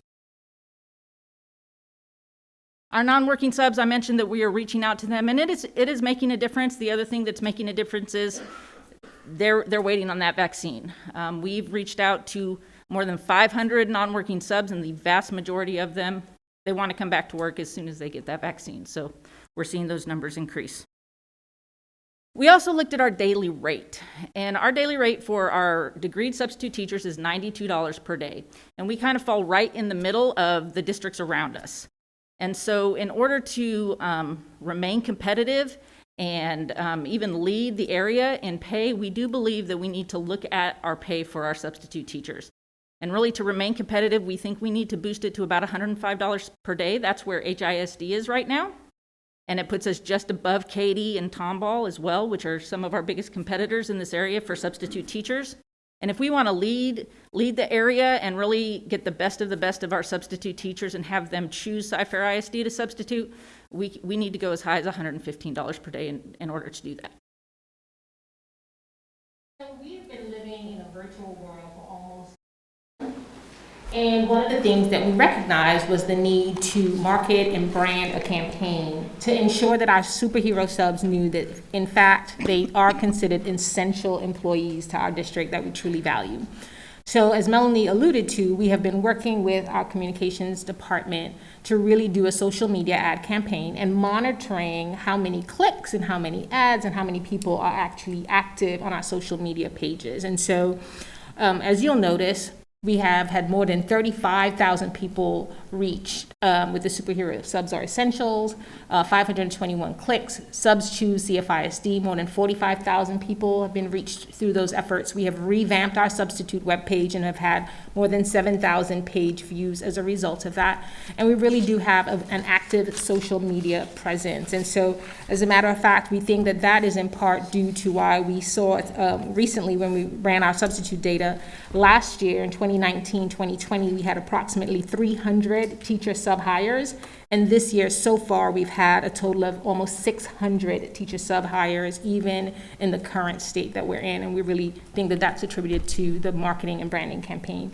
And so one of the things that we've been doing is highlighting our superhero subs. And so you may see these ads running. And if you happen to be on a campus and you see one of our subs, we'd really appreciate it if you go the extra mile and do that lanyard, as Dr. Henry talks about, and let them know that we do really appreciate them. We've been doing some videos that we want to share one with you with little vignettes to really highlight them and the importance of the work that they do in the absence of our teaching staff. I do my job every day. I come and I promote good I can do. I do the best I can. I love kids. And I've been doing I always wanted to teach. I came from my country, from Egypt, and I didn't get a teaching degree there, so I just love teaching. I substitute me to be available for the teachers. Without them, the system's not going to work. You have to have teachers and substitute when the tutors are absent, especially at this pandemic. I was assured when I started the year by cleanness, have a beautiful staff of people working to make sure that everything is clean and sanitized and stuff like that. I was comforted, so I decided, okay, I'm going to continue on what I'm doing. We sanitize tables, we spray, they wipe it, even the shield, they clean the shield in front of them, the chair they sit on before they leave, they have sanitizing for their hands, and we do it all day long. So thank you for giving us an opportunity this evening to share some of the updates with you with regards to our substitute office. Thank you, Board. Ms. Heineman. Thank you for the update. I appreciate the focus on gathering that very important data so that we understand where we are and then how we get where we want to be. And my campus visits, every single campus talked about how much they appreciate that ASI, that long-term sub. Are we going to consider keeping that moving forward? Okay. Yes. I think the principals have really appreciated having that reliable resource that they know will come every day, and then they can assign them wherever they're needed on that particular day. That's a fantastic idea. So thank you. And I've loved the social media highlights for our substitutes. It's been great to see those people celebrated publicly for their great service to our district. So thank you both for your work. We appreciate you very much. Thank you for the feedback. Thank you. Mr. Ryan? How long, Mark, this might be for you, how long had it been since we increased the daily pay rate for our substitutes? We actually have gone up slightly the last couple of years, but it was really slightly, like a couple of dollars a day. So I like the fact that we can be a lot more competitive, and I think just with the current climate and maybe some of the layoffs that various companies have had, I think the timing of this is great for us to get additional substitutes, and many of them will probably be some or more than bachelor degrees. So I think this is I think y'all did a fantastic job. It's amazing. So thank you. just to add to that very quickly, Mr. Covey, we're very hopeful, and even the Commissioner of Education told us that we could be optimistic. There would be significant CARES money available to school districts in the coming couple of years, just because of the gaps that have been created because of the pandemic. So we're going to have an opportunity to maybe not only lower our class size, but also use our subs some to help us take small groups if that money comes through. So we're hopeful. Dr. Ogletree. Yeah, that was one of the things I was going to ask to mention, the federal funds. So what could we, is it a possibility for us to get some CARES Act money for them? I do want to ask, though, for long-term subs, you'll explain that if there is a sub that doesn't have a degree, they don't qualify for long-term. How many days or weeks qualifies for a long-term? Sure, good question. So one of the reasons why, just to give you some schema for our decision making, is one of the reasons why the non-degreed subs were selected for non-long-term positions was because we also had our campuses in need of day-to-day subs. So while we had all of our new hires taking long-term assignments, meaning that if you're a long-term sub, you're in one specific assignment for at least 10 days. Our additional instructional support are on that one particular campus every single day. But then if you have someone who, outside of COVID and just regular life, is just taking off one day, we didn't have a substantial number of day-to-day subs to just continue to cover regular absences. And so our non-degreed subs are filling in that gap for us right now, so that they're not taking long-term assignments or AIS assignments, but they're taking those day-to-day coverages. So a long-term sub traditionally had to be in one specific assignment for at least 10 days to be considered long-term.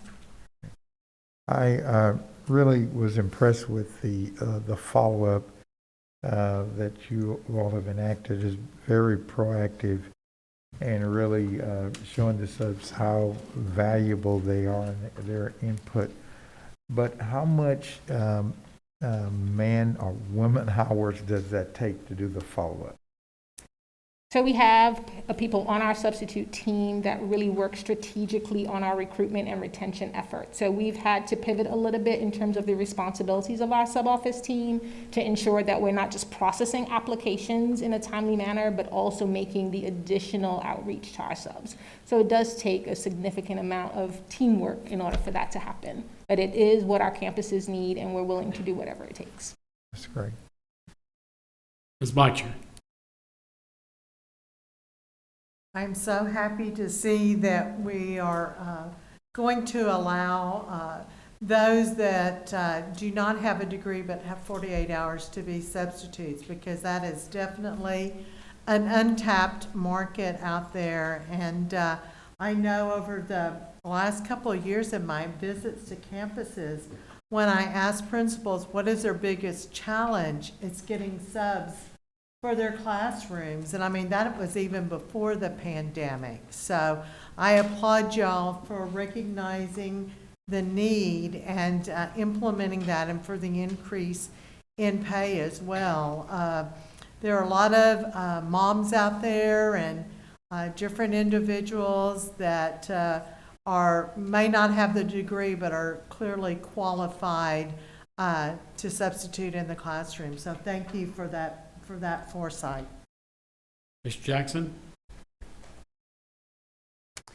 First, let me say thank you. A very strong presentation, a very strong business model creation, but more than preparing the model, you showed follow through. So very impressive. I will note, Bob and I, ever since I was a trustee, we have supported the concept of additional monetary resources for our substitutes. And this sounds very, very powerful, what your recommendation is. I would also note the enhanced recognition, and this has been going on for some time for our subs. But I've noted in the past couple of years, but most particularly this year, principals have gone out of their way on campus visits to make introductions to subs. That little extra hello, even from a trustee, I think is meaningful. And that's part of your business model, and it is pervasive, and it shows me that it is working. So once again, well done. Well done. Thank you. Ms. Rabia?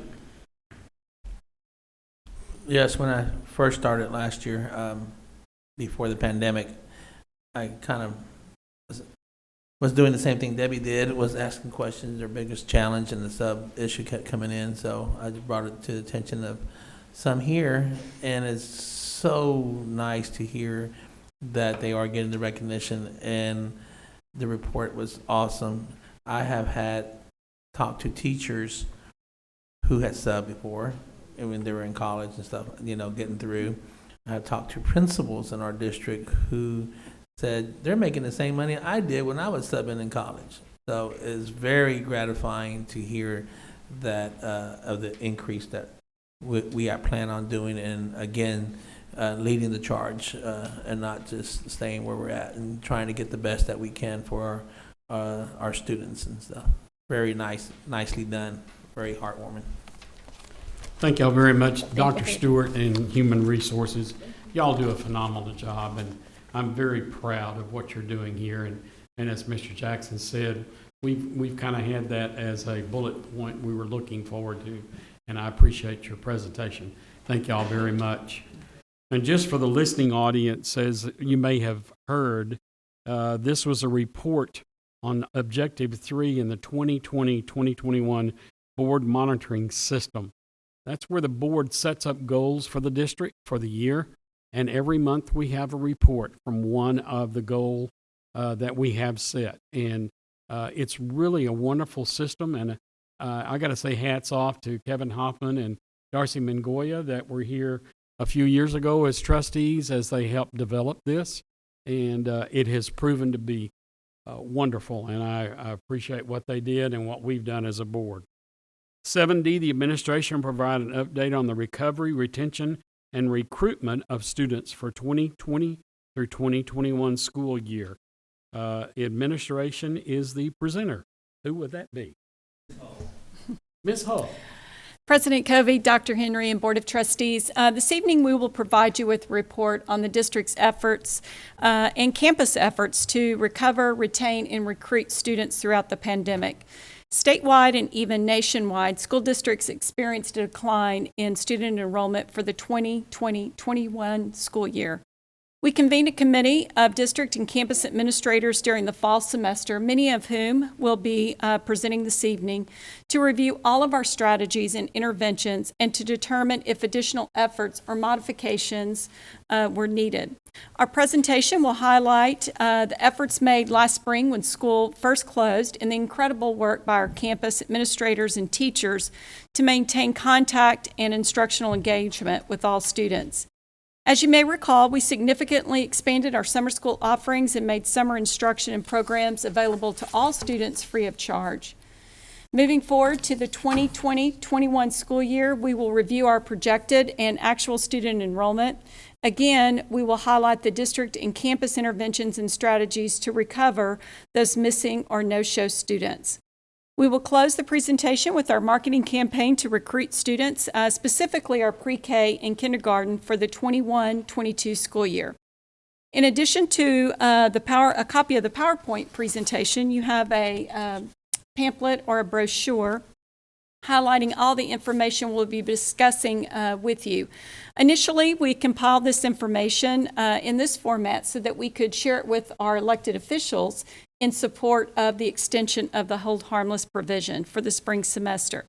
As Ms. Heineman mentioned, several of you mentioned, on March 4th, Governor Abbott and Commissioner Morath announced TA would be extending the ADA hold harmless provision, and districts are eligible for this if they meet one of two criteria. And after Karen's review of all of that information, we believe that we will meet one of the two eligibility criteria. So after this presentation, Karen Smith will be available to answer any specific questions you may have on the hold harmless provision. But as we begin our presentation, I'll introduce Ms. Sarah Hardy, our first presenter, and she will be discussing the campus and district efforts last spring. So it's hard to believe that just 1 year ago we were approaching spring break with anticipation of a restful week off and the return to finish the school year. By the end of that week, we had a new word, pandemic, in our vocabulary, and life had completely changed. At the beginning of the pandemic, we had 117,664 students who were enrolled, and after spring break, our concern was, how do we find them when the campuses had been closed?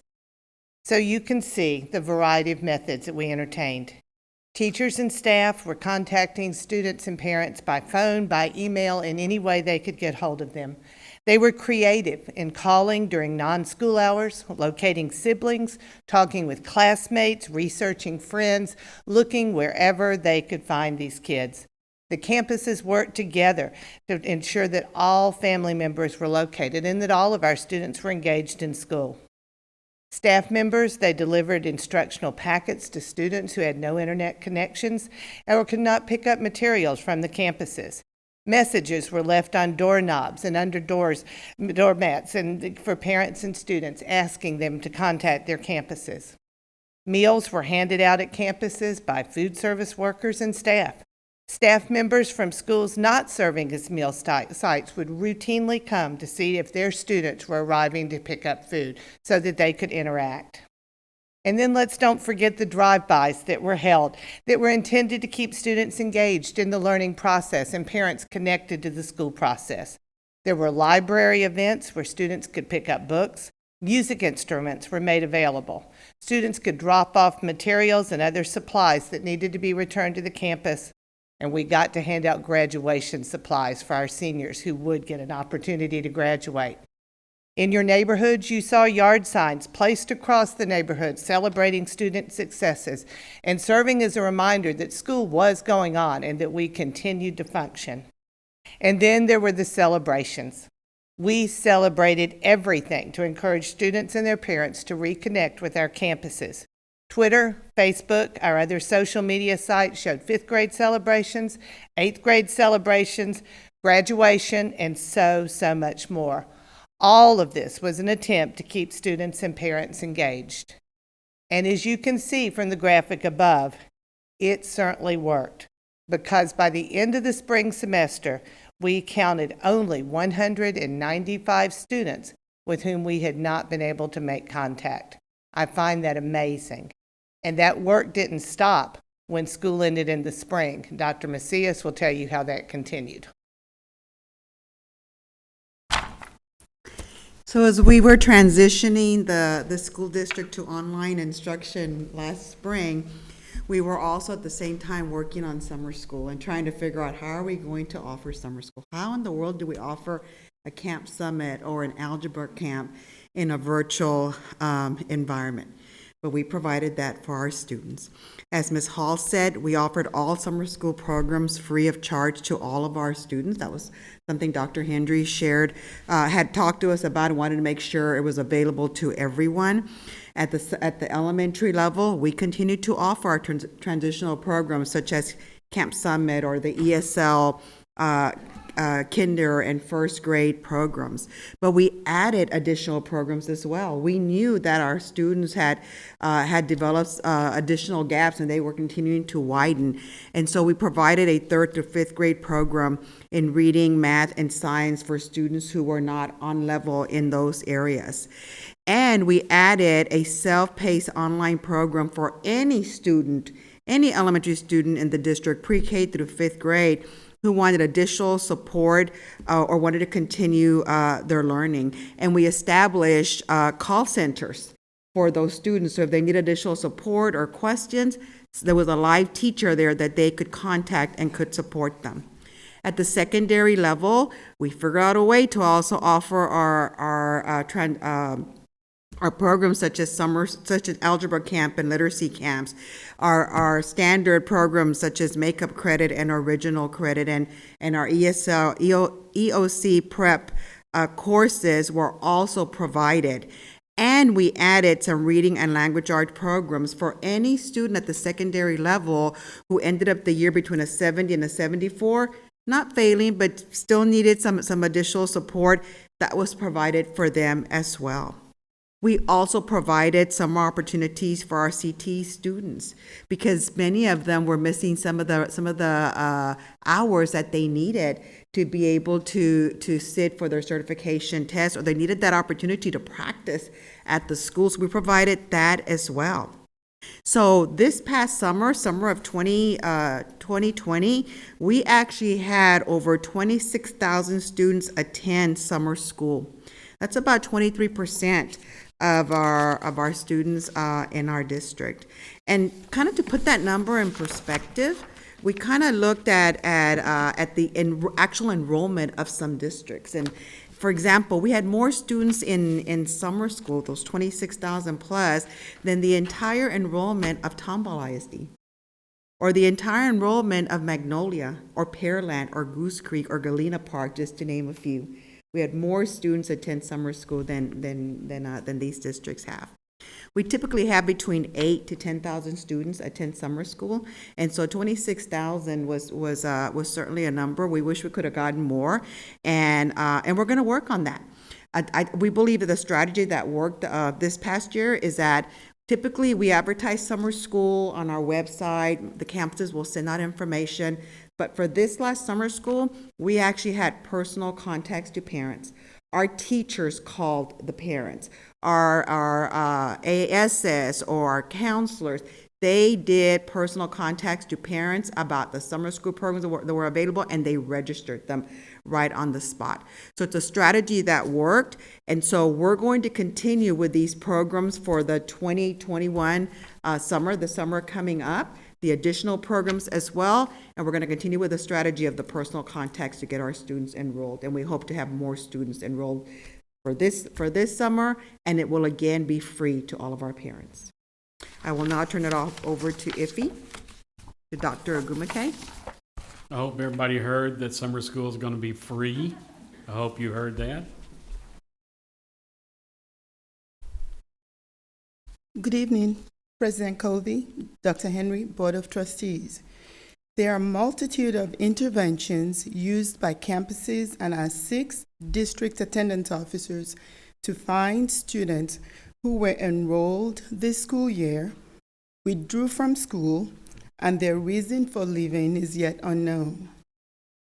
This slide shows some of those interventions and efforts used to locate a student. Typically, the effort begins on campus. Our registrars and attendance secretaries play a critical role as they are the first point of contact with teachers and families when students stop attending school. They send a letter home when students incur 3 or more days of unexcused absences. Campus administrators, usually assistant principals or counselors, make phone calls, they send emails, and if required, they conduct home visits. Also, campus administrators who interact with these students on a daily basis have built relationships, so they're very important in this role also. They typically reach out to families and work collaboratively to problem solve and identify issues that are resulting in non-attendance and provide support to resolve it. Students who needed additional counseling support were also referred to the district community youth specialists. Campus registrars conducted pet searches with the state enrollment tracking system to investigate if non-attending students had enrolled in other Texas schools. Throughout the year, campus administrators worked with attendance officers and the campus dropout recovery team to locate and reconnect students to school. All these that I've shared happen at the campus level. At the district level, attendance officers have access to even more resources that allow them to conduct deeper and more focused searches for non-attending students. They knocked on doors, they visited several homes and apartment complexes, and visited face-to-face and virtually with students and their families. During these meetings, attendance officers sought to identify any barriers in students attending school. They discussed engagement issues, connectivity issues, and also discussed residency verification. Attendance officers counseled students and developed attendance improvement and/or return to school contracts, and they continuously monitored and reviewed student attendance in line with the contract. When students had special needs, attendance officers worked with our youth services specialists, and sometimes they brought in the support of other outside agencies to arrange additional counseling for students. Our attendance officers work year-round reviewing attendance data and implementing and monitoring interventions. When students are located, they work with the campus counselor, the academic achievement specialist, or the personalized learning specialist to create an individual educational plan for our students, because our goal is once we get our students back, we want to make sure that they're engaged and that they stay in school. At this point, I will turn it over to Paula Ross, who will share the district's retention effort.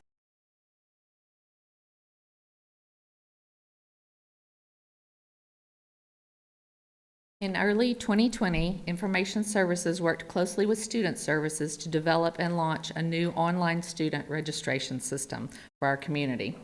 This makes it easy for families to enroll students from their computer, their smartphone, and/or tablet, therefore avoiding the need to be in person or on a campus. The system provides families with the ability to upload the required documentation. Once the information is uploaded, our staff can quickly and accurately process the student registration information. The system was piloted in early spring of 2020. In late spring, both Student Services and Information Services worked closely with our Communications Department to launch a marketing campaign and share the news about the availability of the online system for enrolling new students. It also aided in notifying existing students that they had the ability to modify and update their annual enrollment information.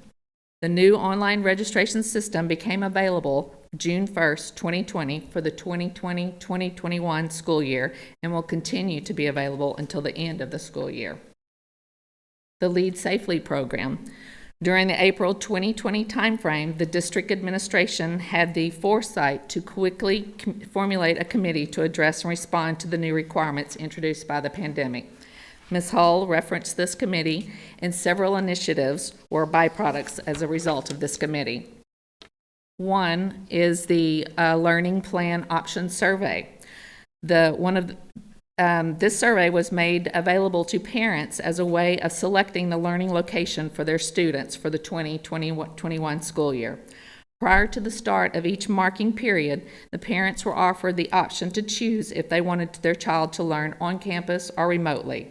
They were presented with questions such as the parent of student A, do you select in-person or CFISD Connect? Does student A have a dedicated learning device? Can you describe your student's internet connectivity? If in person, will the student ride a school bus? And so on. The data collected from this questionnaire prior to the beginning of each marking period provided planning data for both the campuses and the district business units supporting the campuses. At this time, I would like to direct your attention to a couple of the items worth noting on the bar graph. The first grading period, we had a greater percentage of parents that opted for CFISD Connect or remote learning at 54%.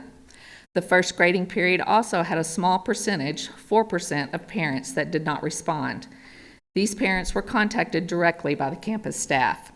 Lastly, you will notice the trend for an on-campus instruction continued to increase every grading period. Devices for every student. In July of 2020, the board approved the district's CFISD LTE one-to-one initiative that would provide a device for every student. Technology Services worked closely with the curriculum department to order new devices, plus gather existing devices to distribute to our students that were learning remotely and needed technology. A quick update on our one-to-one distribution. Today, we have distributed devices to all high school students. Devices have been distributed to all middle school students. Currently, we've distributed to elementary students that are face-to-face with an identified need for technology, and we are continuing throughout the month to continue our distribution to our elementary students. Even though we continue to distribute devices to our students, I'm happy to report that we've been able to meet the technology needs for all students that expressed a need throughout the school year. In closing, from a Lead Safely perspective, due to the extensive health and safety measures that the district has implemented, I'm pleased to report that we've had no campus closures due to COVID. At this time, I would like to turn the presentation over to Leslie Francis. Leslie will share information regarding our students that have been Connect all year. Thank you. Good evening.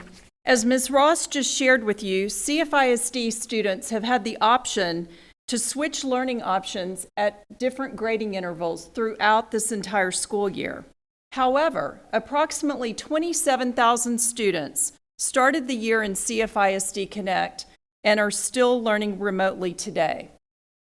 2 weeks ago, we sent these remote students an interest survey with 2 to 3 questions. We have received about 7,700 responses back since then. The first question was, when will your student return to on-campus learning? And there were 4 possible answers. The 4th grading period this school year, fall of 2021 this upcoming school year, not sure, or no plans to return. Notice on the pie charts that for those students planning to return this grading period, elementary had the highest response of the 3 levels with 17%. And for those planning to return next fall, high school had the highest response of the 3 levels with 39%. If they answered not sure of the date or had no plans to return to on-campus, then they were asked the reason for this selection. And the choices were as follows. My child prefers to learn online. My child or family member has a health concern. I am concerned about the health and safety protocols on campus. We are moving to another school district, or other. They were able to select one or multiple reasons, and the total of each reason is available in the data table in the bottom right-hand corner and broken down by level. You can see that the most frequently chosen reason was, I am concerned about the health and safety protocols on campus, followed by, my child or family member has a health concern.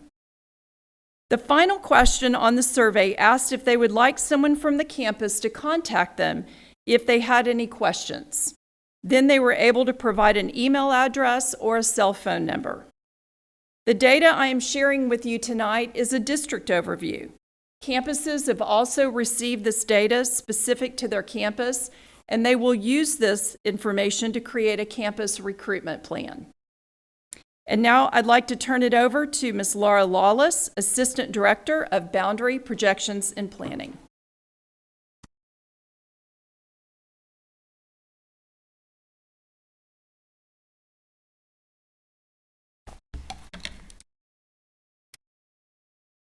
Good evening, Board of Trustees, Dr. Henry. It is an honor to be here tonight to share information about enrollment projections in our process. Forewarning, there are a lot of numbers and I apologize.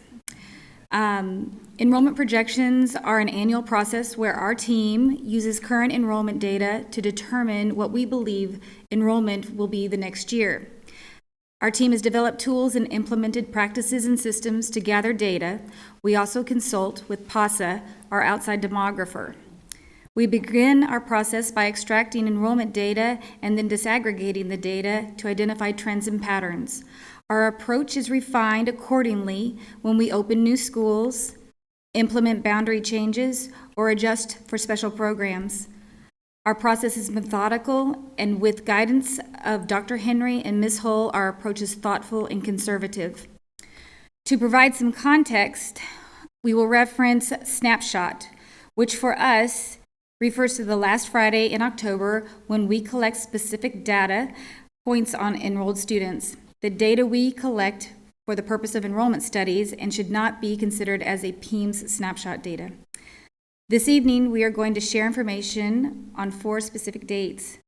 Student enrollment on Snapshot, October 25th, 2019. Our projection for enrollment for October 30, 2020. Actual enrollment on October 30, 2020. And current enrollment on March 1st of this year. Basically, a sequence of Snapshot last year, then our projection, then Snapshot this year, and where we are right now. Last spring, we projected our enrollment for October 30, 2020 to be 118,498. Careful analyzation of historical data identified an average district growth of approximately 900 students per year over the last 5 years. Our projection was right on target to continue with that same growth. Grade level projections were 37,049 students in high school, 27,829 students in middle school, and elementary school at 53,620 students. Enrollment projections were distributed to campus principals prior to spring break in March of 2020. And then came COVID.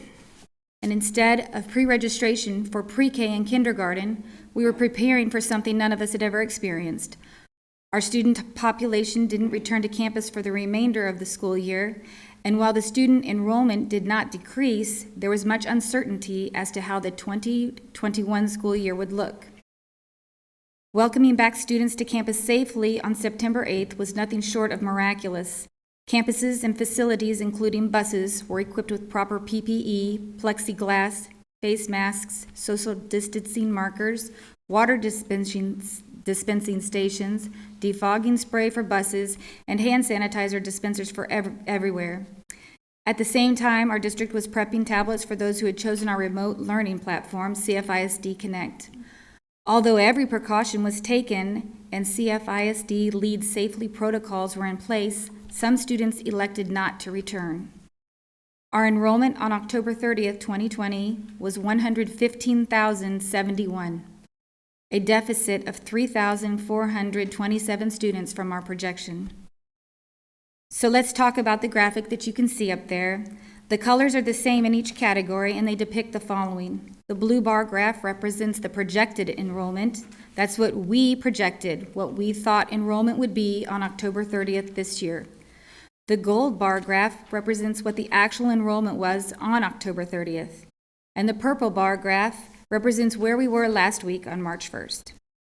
So let's do the easy math first. If you will look to the center graph at high school. Although 2019 data is not on there, I would like to share that just for context. So on a snapshot date of 2019, there were 36,391 students enrolled in our high schools. Last spring, we projected high school enrollment would be 37,049 students on October 30th of 2020. We were growing our high school enrollment by 547 students from the 2019 school year. Actual enrollment on October 30th was 37,038 students, a deficit of 11 students, very close to our projection. As you might notice on the purple bar graph, high school enrollment has decreased. Enrollment on March 1st in high schools is 226 students fewer than our October snapshot. Now, if you look at the middle school, again, the 2019 data is not on there, but at snapshot of 2019, we had 27,340 middle school students. Our projection for middle school for 2020-2021 was 27,829 students, an increase of 489 students from snapshot to snapshot. The actual enrollment at middle schools this year was 27,210 students, a much larger deficit of 619 students. However, on March 1st, middle school enrollment had increased by 72 students from snapshot of 2020. Now for elementary. On October 25th, 2019, elementary enrollment was 53,670. Last spring, we projected elementary would be 53,620. We had decreased elementary enrollment in our projections by 50 students from 2019. Looking at the gold bar graph, you can see the actual enrollment for elementary was 50,823 students, a deficit of 2,797 students. But last week, on March 1st, elementary enrollment had risen by 671 students. What this picture tells you is our projections were off by 11 in high school, 619 in middle school, 2,797 in elementary school during a pandemic. So the deficit in elementary school was 82% of our total district deficit. Let's talk about that. Pre-K enrollment, if you can look to the right, in October 2019 at Snapshot was 3,608 students. Our full day pre-K program began in January of 2020, and by the end of the 1920 school year, pre-K had grown to be 3,847. Our projection in the blue graph seemed reachable, 4,095 students. Unfortunately, at Snapshot this year, pre-K enrollment was 2,977 students, much lower than we expected, a deficit of 1,118 students in pre-K alone. As of March 1st, there are 3,168 pre-K students, a growth of 191. Not a huge increase, but an increase nonetheless. In kindergarten, it's a similar story. At the 2019 snapshot, kindergarten had 7,725 students enrolled. Our kindergarten projection for October 2020 was 7,995 students, a reasonable growth of 270 students in a normal year at least. On October 30th, 2020, Kindergarten enrollment was 7,226, a deficit of 779 students. As of March 1st, though, kindergarten enrollment has increased by 140 students. Again, not a huge increase, but more movement in the right direction. So a deficit of 1,887 students in pre-K and kindergarten alone, 55% of the district's total deficit. In preparation for our 21-22 projections, we have been working closely with PASA, our outside demographer.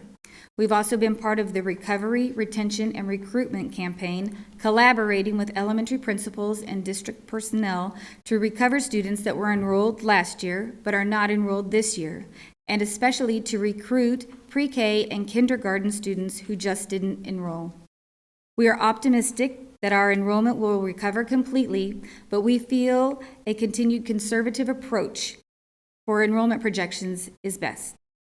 And now I'd like to turn it over to Bevan Gordon to bring it home. I'm happy to bring it home. So the community engagement team began a pre-K marketing campaign in early January featuring Genesis Ruiz and Community Impact, who many of you may have seen. She is a CFISD graduate who attended pre-K as a child and is now one of our many passionate and dedicated pre-K teachers. A little later this month, we will launch a complimentary digital marketing campaign serving animated ads with the slogans, "Success starts here," "Careers start here," and "Learning starts here." Today, we rolled out a pre-K marketing toolkit for campuses. The toolkit included assets designed by the CFISD communication team, including flyers, posters, videos, marquee slogans, and social media graphics that you can see on the screens now. Elementary campuses also received printed flyers and posters to share in the community, and all campuses participating in curbside meal delivery will distribute the flyers with meals the week of March 22nd. We will also message pre-K on our Scholastic Network displays, digital marquees, and over spring break, which will be just 1 week this year, we will roll buses in every CFISD zip code with pre-K ads. At this time, we're happy to take any questions. Thank you. What an extensive, wonderful report. So I'm just going to look down here. Gilbert, do you have anything, sir? Looks like Teresa put an all-star team together. That's what it looks like to me here. Looks like they hit a home run to me here. Great job by everybody here. Very, very impressed. And it was a question that was brought up and very concerning in the fall. And like always, you guys just smoke it. Ms. Jackson.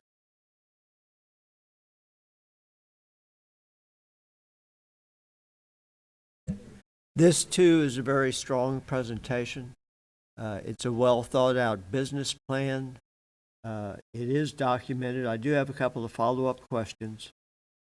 For the rollout of technology, I know that that's constrained by the devices that we receive from vendors, and vendors have overpromised, but that also, we knew that was going to happen, that they would overpromise and underdeliver. So when do we anticipate that all elementary school-age children will have that one-to-one device? We're currently distributing to all the remainder. We start out with 27 elementaries, and we delivered devices to the face-to-face students that were noted as needing technology. We're distributing currently to the balance of those elementary campuses for students that are face-to-face that need technology. Then we will go back through and distribute to all students at all campuses. I anticipate that we will get through the face-to-face distribution in March, and I think it'll probably be mid-April before we finish our complete distribution. So by mid-April, we expect to hit our goal of one-to-one. Yes, sir. Mid to latter April. Yes, sir. Do we have any areas to improve on getting additional technology out to teachers as it relates to where they're in the mode of having the hybrid hybrid often requires additional technology and perhaps a change in technology. Have we had an opportunity to assess those needs? To address additional technology for our teachers? Yes. No, sir. We, other than the devices that have been given to teachers, we have not. When we, taking a look at the slide that says retention returning to on-campus learning survey, and this may not be your question, but in blue it says, do you want someone to contact you? But I didn't hear the results of the answer to that question. Oh, this was your slide. So technology has built a report for that, and each campus principal has been given instructions on how to receive that information on each student, the parent's name, the contact information, the email address, phone number, and then also if they had answered an other and filled in other, the campus principals can access that as well. And so what percentage did not want to be contacted, or what percentage did want to be contacted? I don't have that number with me tonight, but I can look into that for you. You know, certainly if we thought it was important enough to put on the page, I would think that it's a question that, at least for myself, I'd be interested to see what the answer is, not so much to satisfy my curiosity, but because you thought it was important enough for us to see the question. We have 7,700 returned out of 27,000 students, which I think is very strong, a very strong response. We're still missing 20,000 students. Do we plan to go back and recontact those 20,000? So that's the information that campuses have now, and survey results are still kind of dribbling in a little bit at a time. The survey was implemented right after the ice freeze. It was actually supposed to have gone out the week of the ice, and so we were delayed a week. And because our pre-K and K registration is coming up, we just had to condense that timeline and go ahead and get it out there. It is an interest survey, and so there was no action required on that, but campus principals do have the names of those who've completed it and the names of those who have not. And that's what we had talked about. The campuses are creating a game plan. They're creating their own campus marketing and recruitment plan, and this will be very instrumental in helping them address those missing families.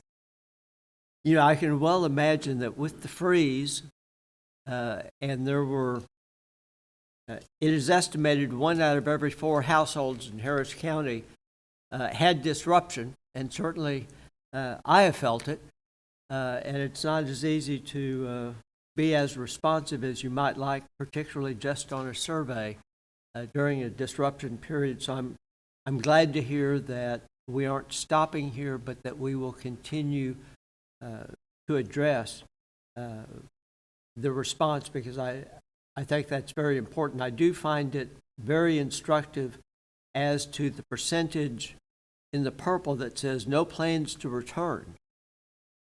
That is a significant percentage, but I'm also reminded this virus is very real. Mm-hmm. It's not going away, and it will be a while before we have sufficient vaccinations. But I find this to be a properly aggressive plan and well prepared. Thank you. Thank you. Ms. Meicher.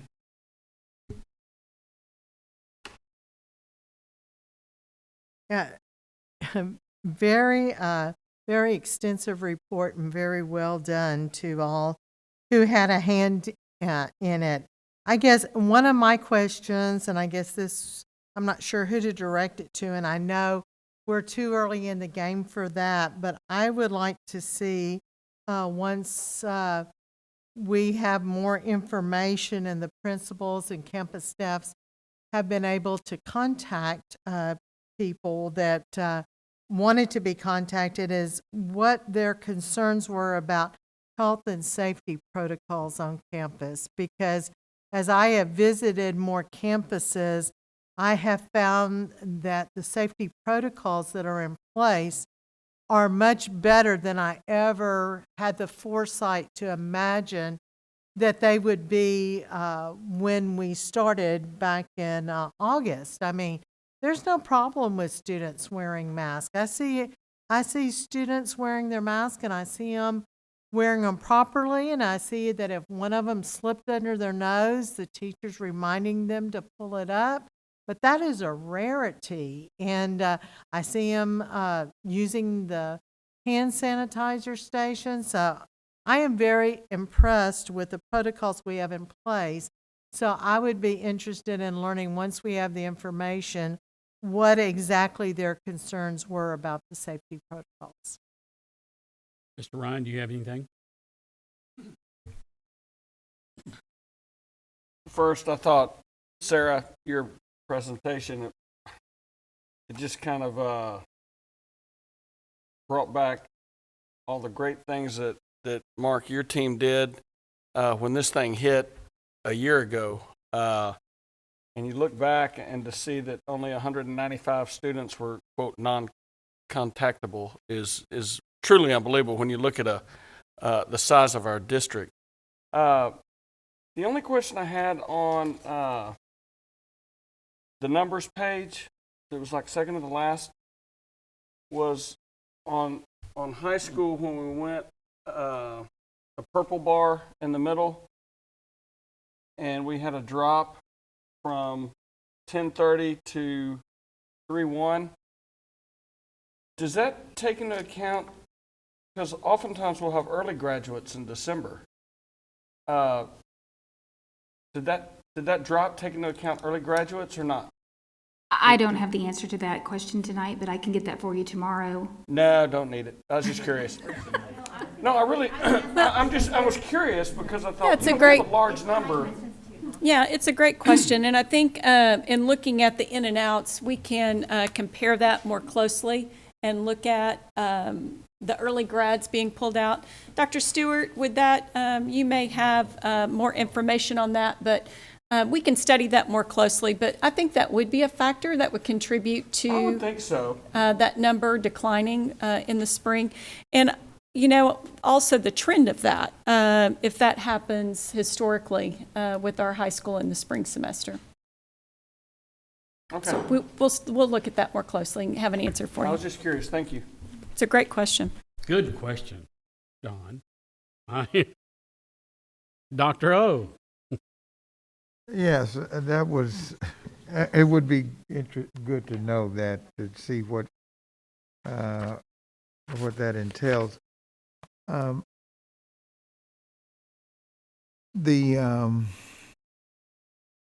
Is there a breakdown on the demographic of the students who have not returned, who are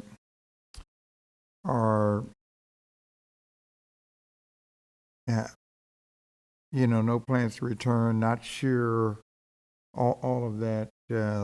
I think, Linda, is that question, is that for you?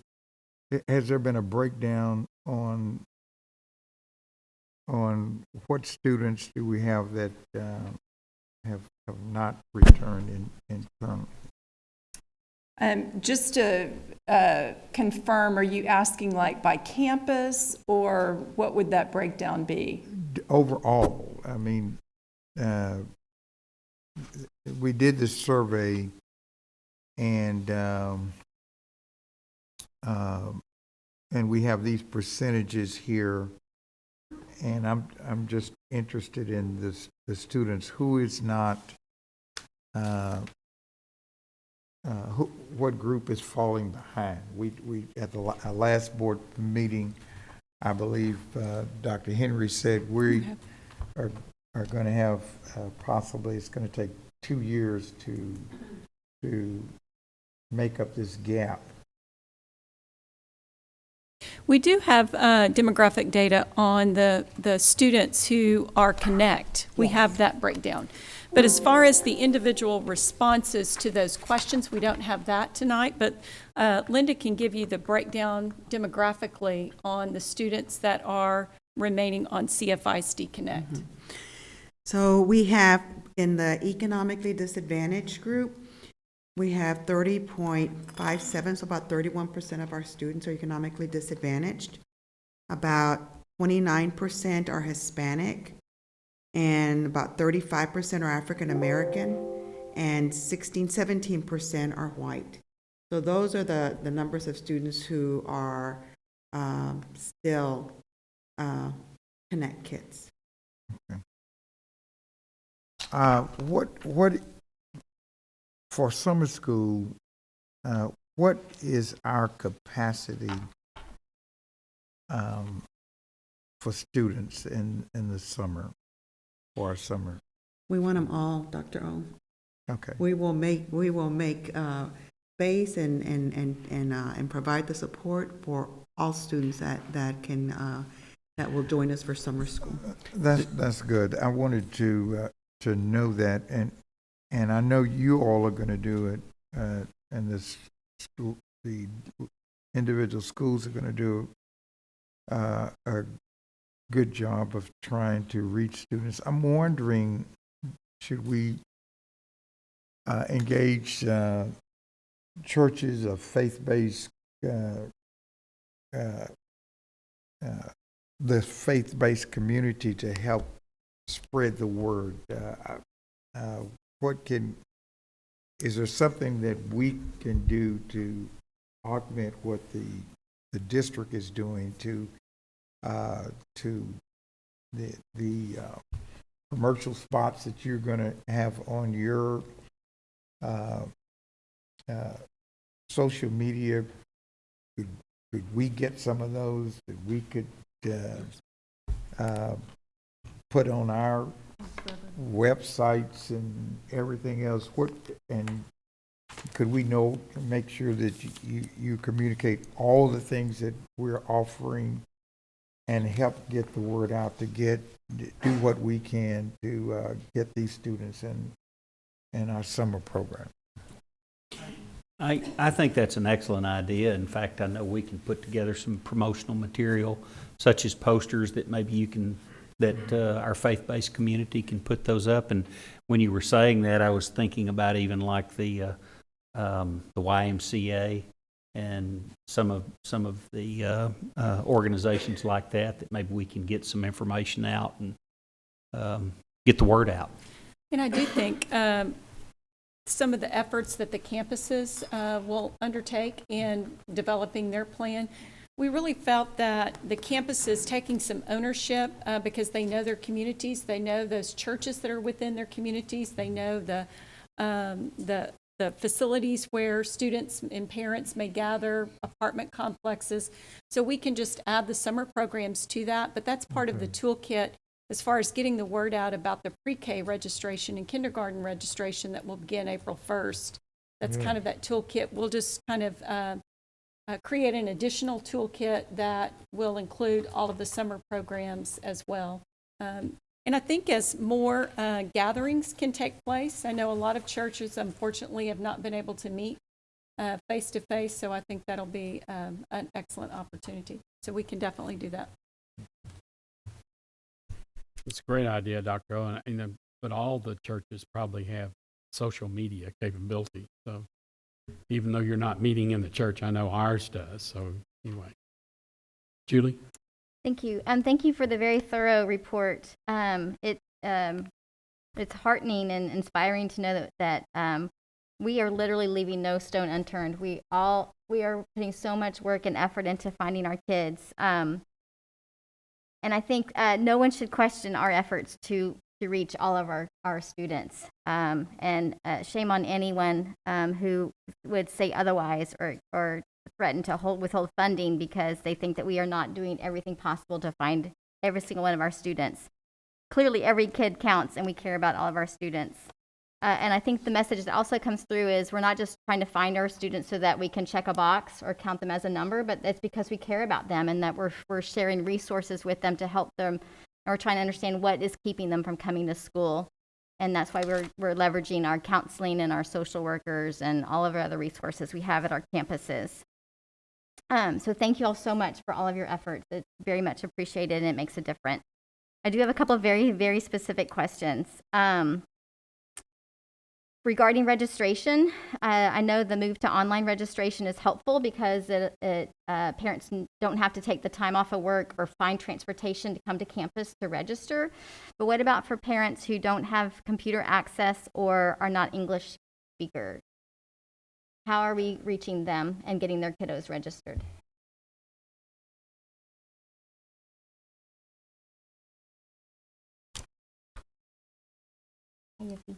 Hello.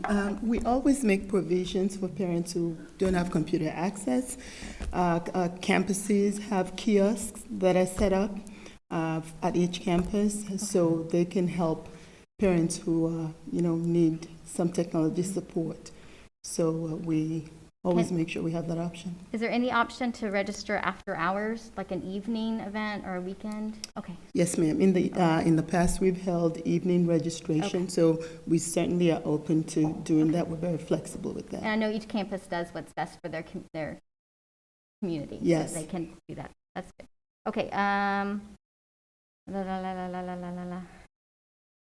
What are our plans for kindergarten? Are we expecting a whole bunch of more our kindergarten enrollment to go up next fall because all these kiddos that their parents chose not to enroll them this year? Are we expecting a big boom in kindergarten? Do we know? That is a great question. Actually, we discussed this morning. PASA provided a demographic update this morning, and I think that's the million-dollar question about the grade that parents would enroll their children in for next year.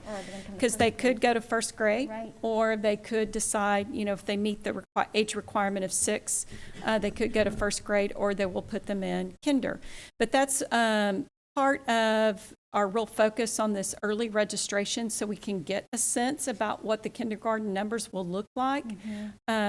For planning purposes. And so, So the campuses clearly have a vested interest in trying to figure that out for staffing purposes.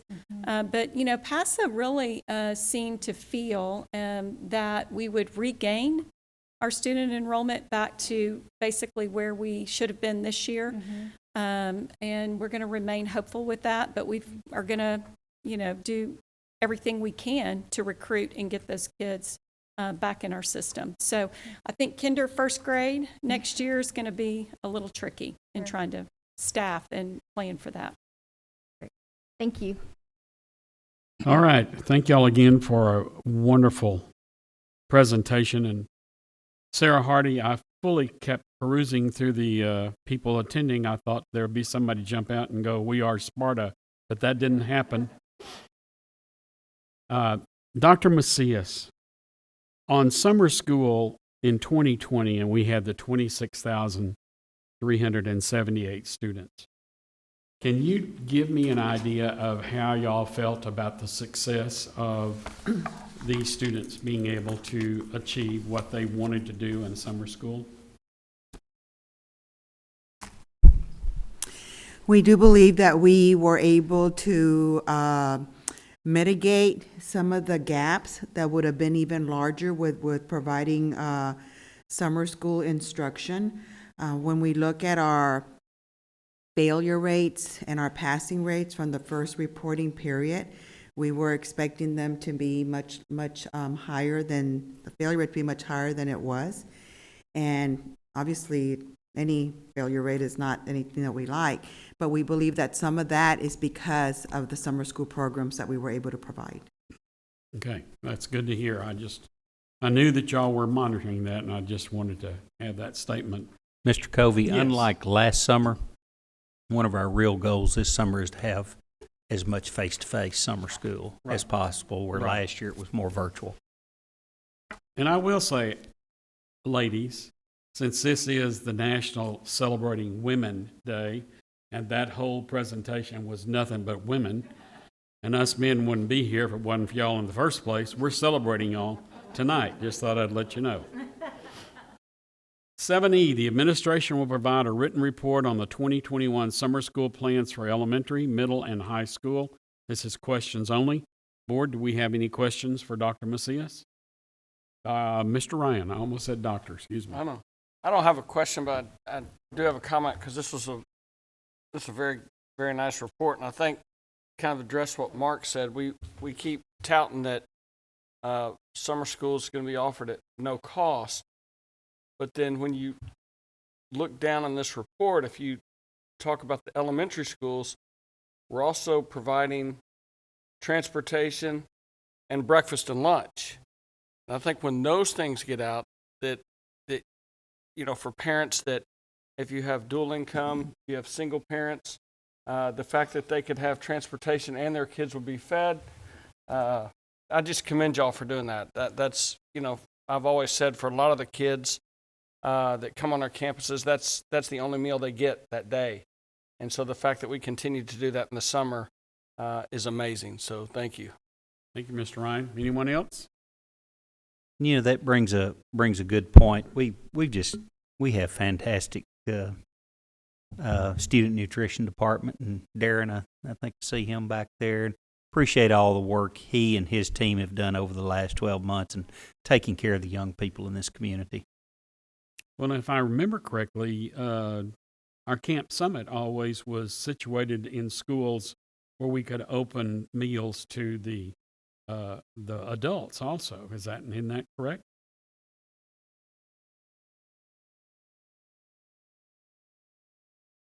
No? Okay, I thought that was. Where we would be able to offer free breakfast and lunch to our students. Okay, all right. I misunderstood that. Okay, we will now proceed with the consensus action items portion of the agenda. 8A, the board will consider approving the minutes of February 8th, 2021 regular board meeting. 8B, the board will consider approving the minutes of the February 23rd, 2021 special called board meeting. If any board member wishes to remove either item for further discussion, please do so at this time. If not, I'll entertain a motion to approve the consent items as recommended or amended. Any questions? Mr. President, I move that we approve the consent items as recommended and or amended. Thank you, Mr. Ryan. A second? Second. Go ahead. Dr. Ogletree, I think, beat you.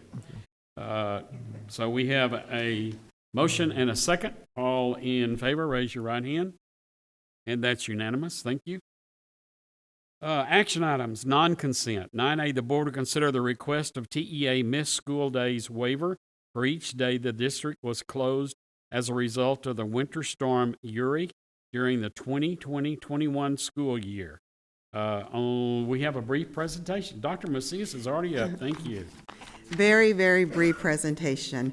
We are asking for the board to consider approving a waiver for February 16th through 19th and February 22nd as a result of the winter storm Uri. If you go to the next slide, please. The state actually gave us 3 options that we could consider during the storm and the aftermath. One was to continue with the in-person instruction, but as you all know, we do not have computers in every student's hands.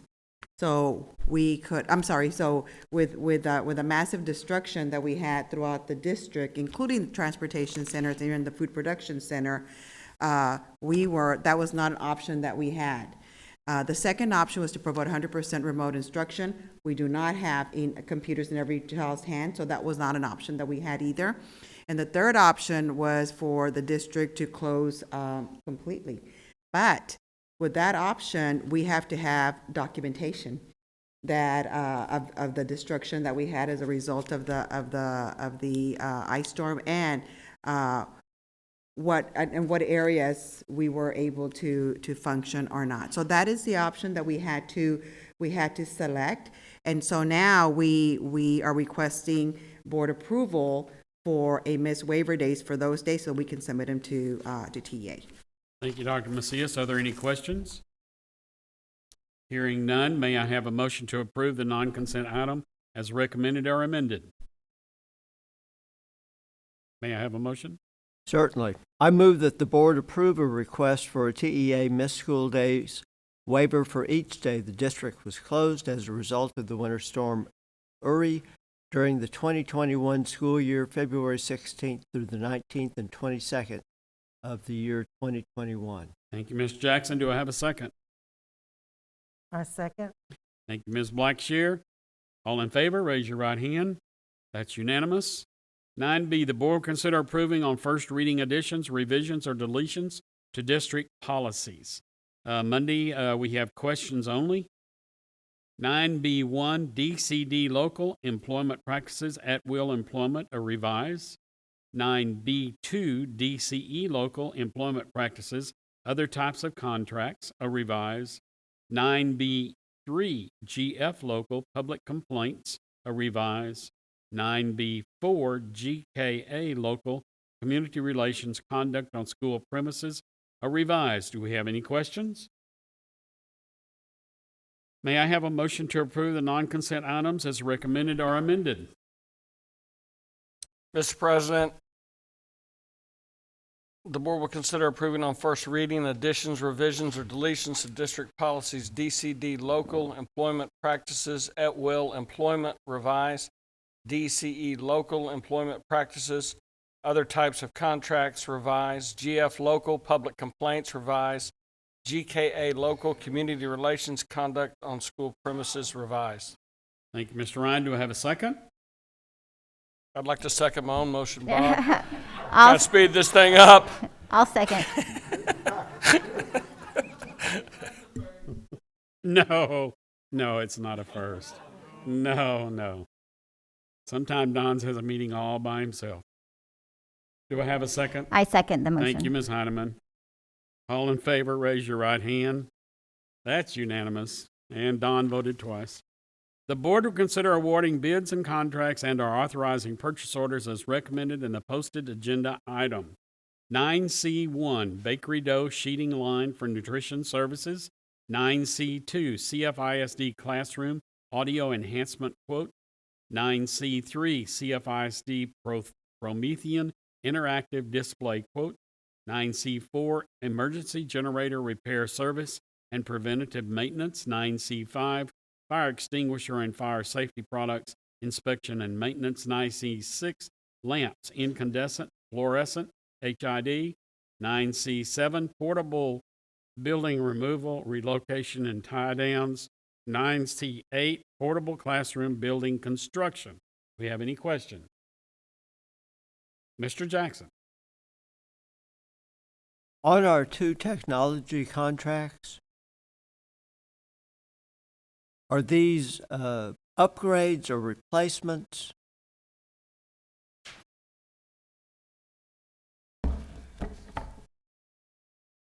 These are replacements with the 2019. Technology Services supported curriculum and technology and their purchase of both of these bond initiative replacements. And so is this on a manufacturer estimated life policy or merely when they wear out? This is the devices, for example, with the Lightspeed sound system. They were projected to last for 5 years, and the battery life and the clarity is starting to degrade, so it is time to refresh these. The same thing or a similar situation with the Promethean panels.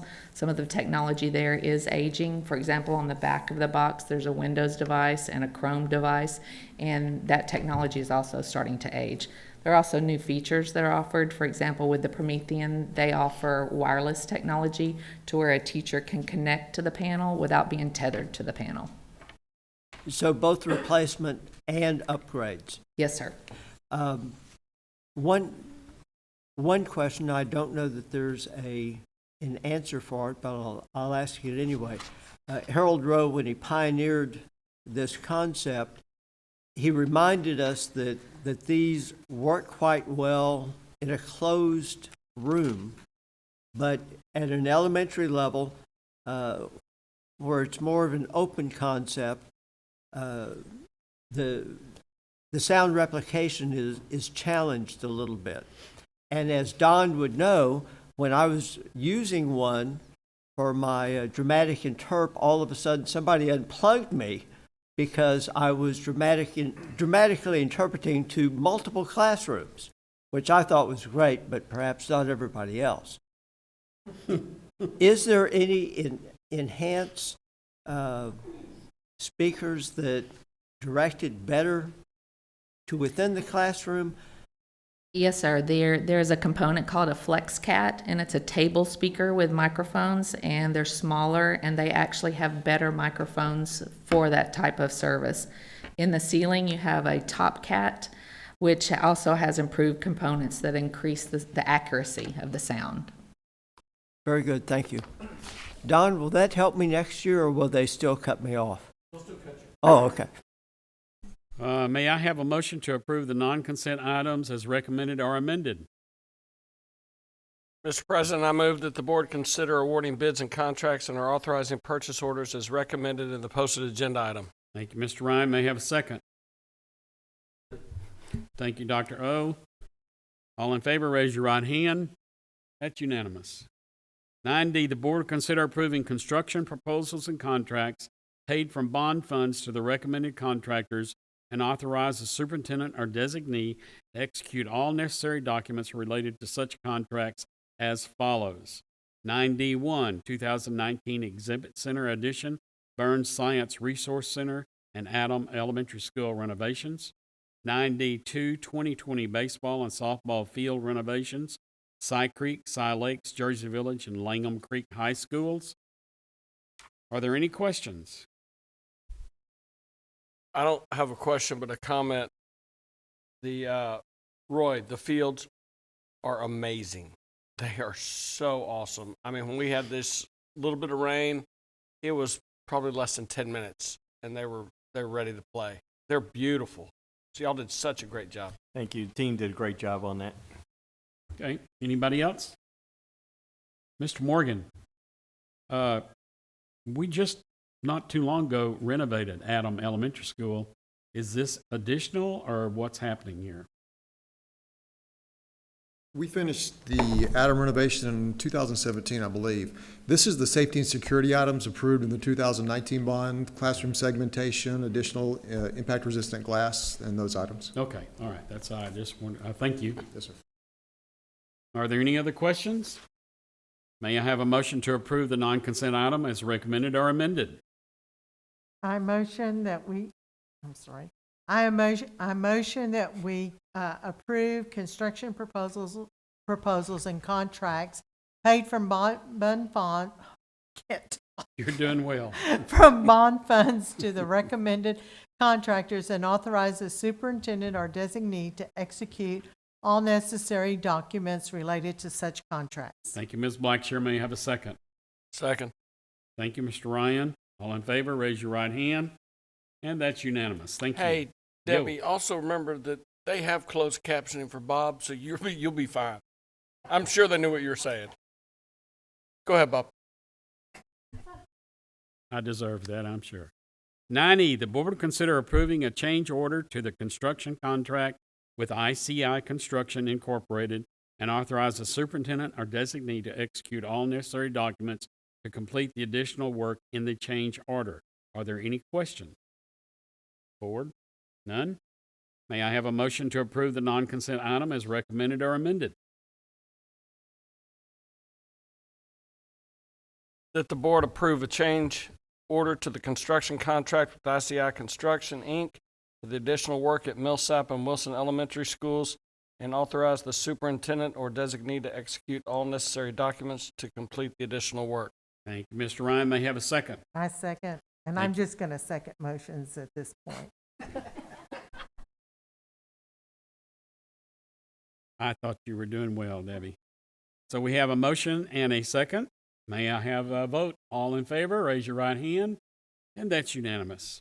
9F, the board will consider the approval and execution of the plat for elementary school number 57. Questions only for Mr. Roy Sprague. Are there any questions? None? May I have a motion to approve the non-consent item as recommended or amended? Mr. President, I move that the board approve and execute the plat for the elementary school number 57 site as prepared by the registered professional land surveyor, BGE Inc. Thank you, Mr. Jackson. May I have a second? Second. Thank you, Gilbert. You got it. All in favor, raise your hand. And that's unanimous. Superintendent's briefing. The superintendent will provide information regarding district events and items of community interest. Dr. Henry. Thank you, Mr. Covey. After just 1 week of remote instruction, Swinkie Elementary students and staff returned to campus on March 1st following cleanup and restoration at the campus resulting from damage from the winter ice storm. Thank you to our facilities, maintenance, and operation teams for collaborating on such a quick recovery. A special thank you goes to the Berry Center, which opened its doors to Swinkie staff and their children February 22nd through 26th so they could continue instruction, as well as the technology team, which distributed devices to all Snow Leopard students on February 21st. CFISD Board of Trustee members, district administrators, and community and business partners joined the National Education Association and the annual Read Across America celebration the week of March 1st through 5th. Readers visited campus libraries and classrooms during the week, reading books to elementary students across the district. To encourage more families to take advantage of the healthy choices available with school breakfast, CFISD will celebrate National School Breakfast Week during March 8th through 12th. Studies show that students who eat school breakfast are more likely to maintain a healthy weight, be more alert, and reach higher levels of achievement in reading and math. The district spring break begins next week, March 15th through 19th. All schools will be closed and classes will resume on Monday, March 22nd. And I promise parents, we're just going to keep them out a week this year, not 3 months. So trust us on that. During spring break, in case of an emergency, CFPD may be contacted at 281-897-4337. I would like to wish all of our students and employees a safe and enjoyable and well-deserved vacation. The Cypress-Fairbanks ISD Police Department will open registration for 9 and 10-year-old CFISD students to take part in the CFISD Junior Police Academy this summer.